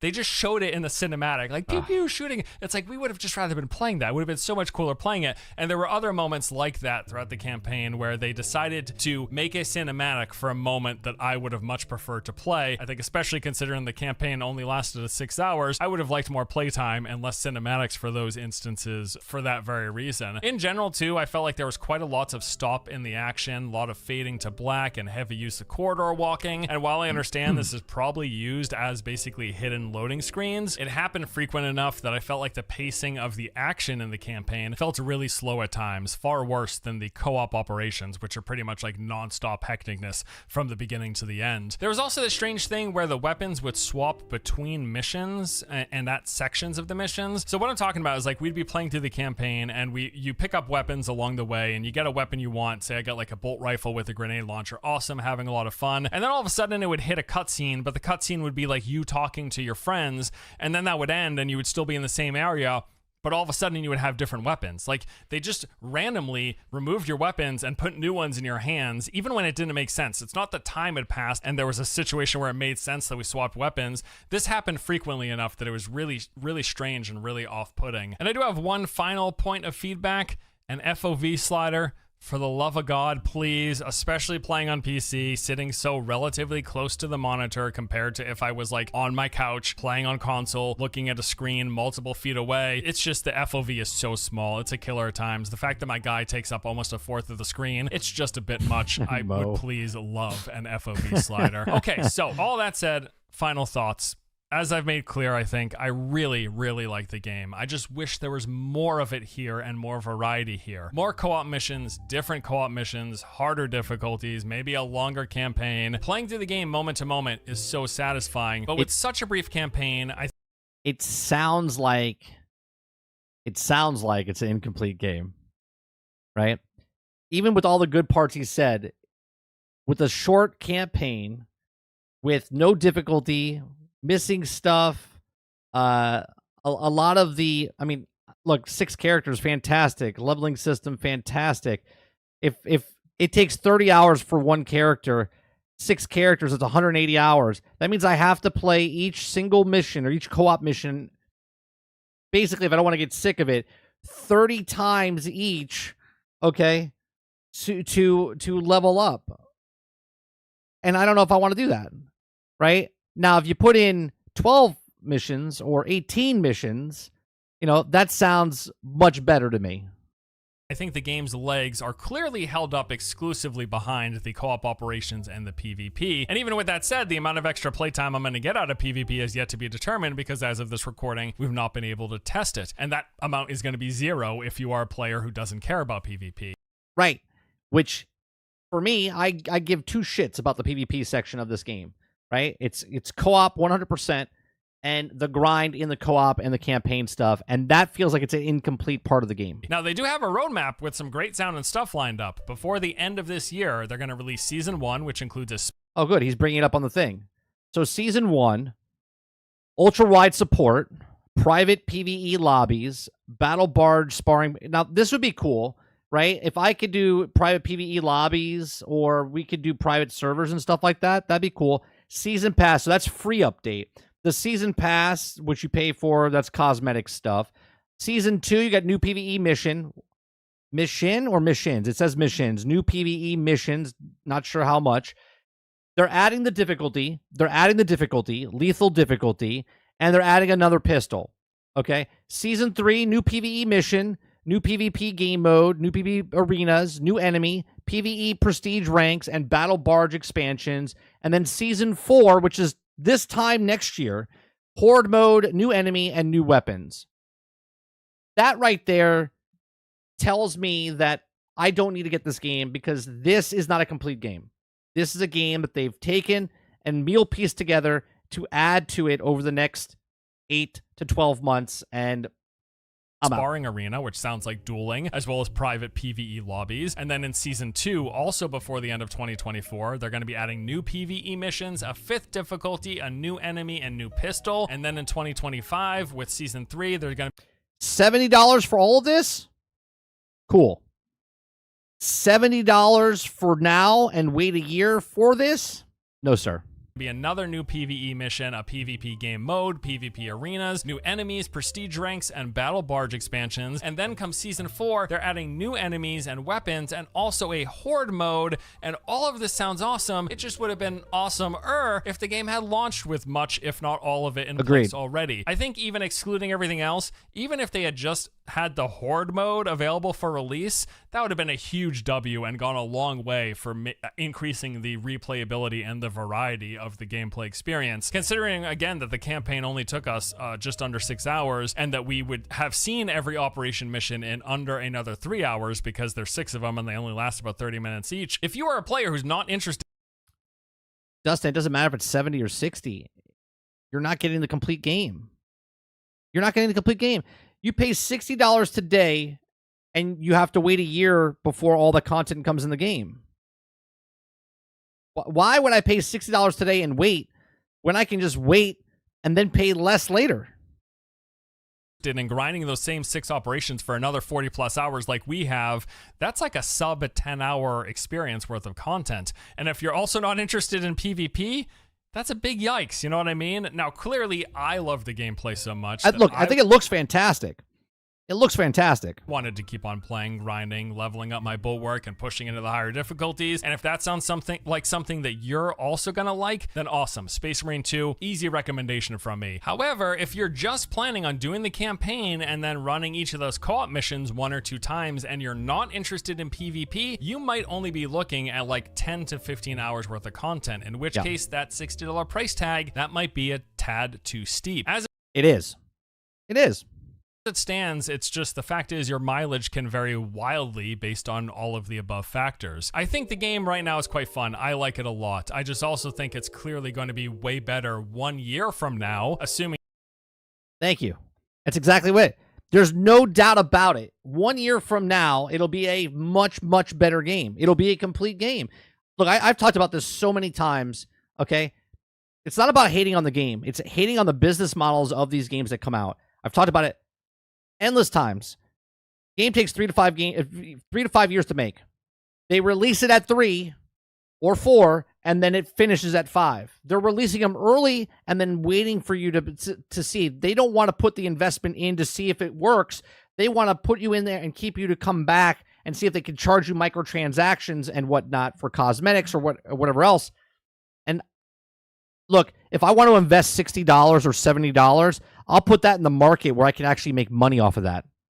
They hit their target and release everything listed on their roadmap. While I've enjoyed my time playing the game, I would not be surprised at the same time if there's a decent number of people who are disappointed with it. The developer is just really relying heavily on players grinding the co-op operation classes and weapons to max level, and then playing the PvP for a bit of time to make this feel like it's worth that price tag. If this all sounds great to you, like it is for me, awesome. I think this game's totally worth it. If not, though, I can see it. You might want to hold off until next year. That's going to do it for our review of... That's what he just said. If you like it, then it's totally worth it. But if it's not, then you might have to wait for next year. Space Marine 2. And that's the business model. That's how the sales will either be extremely well, because is there more people that will buy it today, or is there more people that'll be like, I'll just wait for it. Thank you as always so much for watching. Hope you enjoyed. I'll see y'all next time. Hey everyone, welcome. Yeah, that's a shame. That's a shame.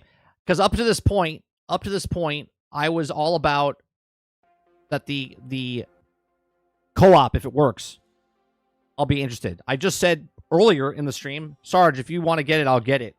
But now I don't even think I want to get it at all. Look, it looks phenomenal. It does.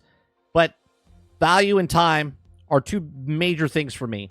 And if I'm playing a game for $60, $70, then 6 hours of campaign is just too short.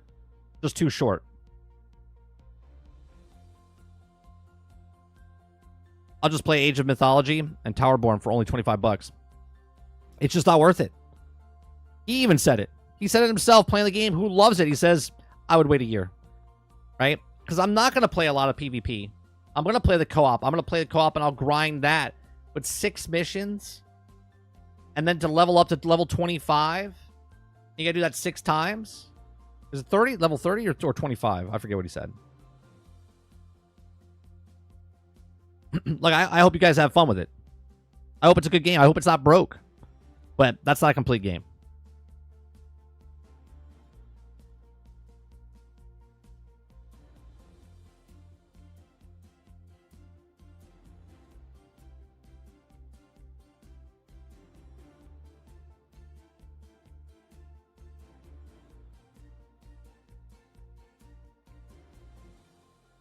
Not a complete game.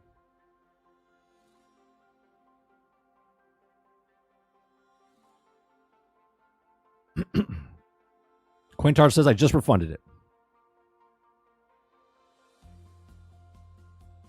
Space Marine might look good. You know what doesn't? Minecraft movie trailer. I was just bringing it up. I'm putting this at the tail end of the show because if they hit me with, demonetization, which will happen, I'm just going to cut it off at the end of the show. So let's watch this new trailer for Minecraft here. Space Marines looks fantastic. I hope you guys enjoy. Now let's watch this trash fire. Okay. Sarge says, bro, tell me why I need it right now in the state that it's in for $70. You don't, Sarge. I'm not getting it. It's not worth the 6-hour campaign and doing the same 6 missions over and over for $60 to $70. So, all right, here we go. This is the Minecraft movie. Here we go. This is going to make $1 billion. It's going to make $1 billion just because of Minecraft's name. But holy Christ, that is not it. That is not it. That is not it.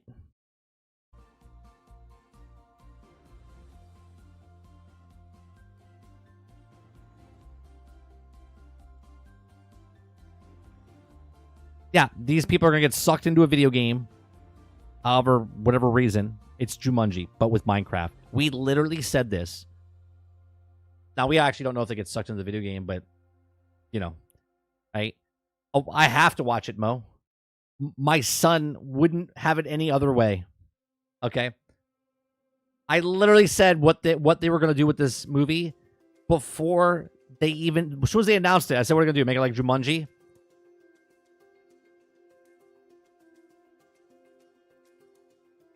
Oh, yeah. It's going to make $1 billion. $1 billion. Right. Exactly, Dolphin. I have no choice in the matter. I have to go see it.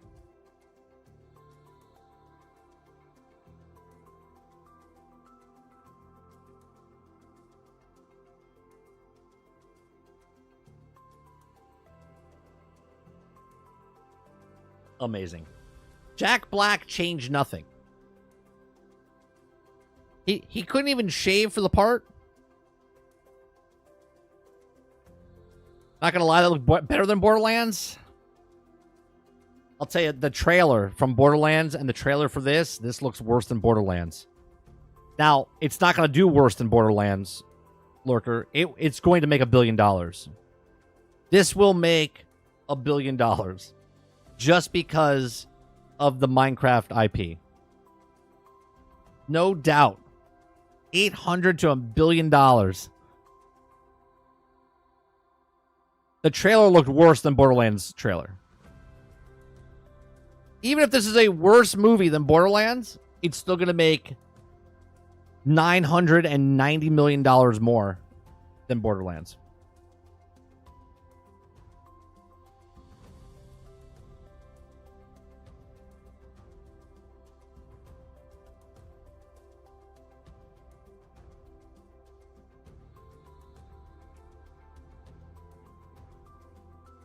Kyle says, I'll watch just because of Jason Momoa. His bangs. Steve doesn't have a beard. Jesus. They're like, Jack, we want to put you in a movie. You're going to be Steve from Minecraft. We loved you playing the Minecraft on YouTube when you had a YouTube channel. We loved it. We'd like to put you as Steve. I'll do it. You have to shave. I'm not going to do it. All right, you don't have to shave. Great, I'm in. That's not Jason Momoa? That is 100% Jason Momoa. That is 100% Jason Momoa.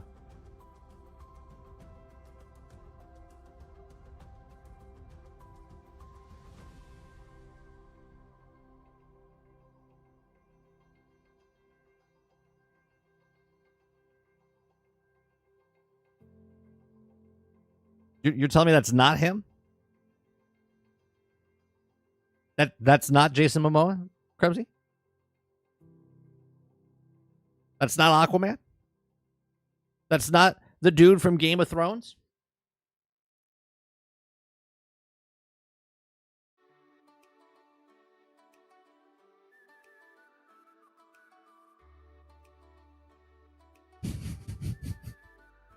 That's Jessica Momoa. What happened? Nice save. That's a nice save, Krebsy. Nice save. Krebsy was like, oh shit, that is Jason Momoa. I gotta say something quick. I gotta say something fast. It's Jessica. Bravo, sir. Bravo. That was a better save than Fortnite.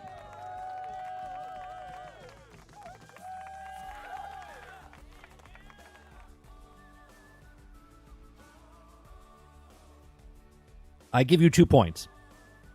And without giving anybody else points today, you win. You win today.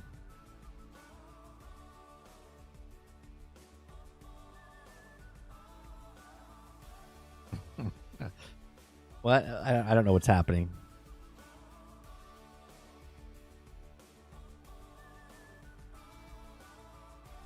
That's exactly what it feels like, Armis. That's exactly what it feels like.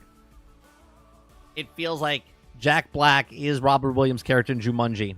Exactly what it feels like.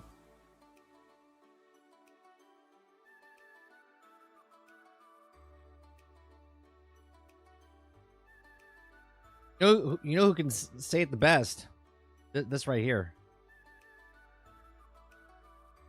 This is my face after watching this.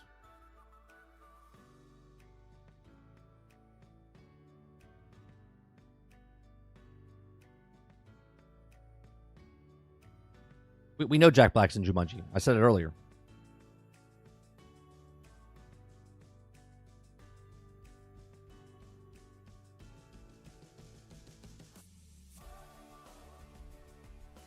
In the very beginning of the stream, I said that Jack Black's in Jumanji and he's in this, and it's the same movie. Well, sorry for that downer of a beat there. That's depressing. Now, if I worked on that movie, I would tell my son. I'd be like, "Yeah, I worked on that movie." He'd be like, "Worked on that movie, Dad?" I'd be like, "Yeah, I worked on that movie."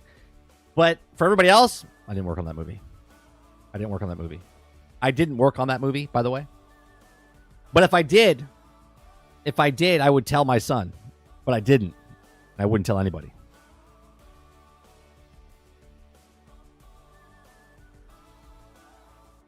It looks like they took your son's mod and put it into the movie.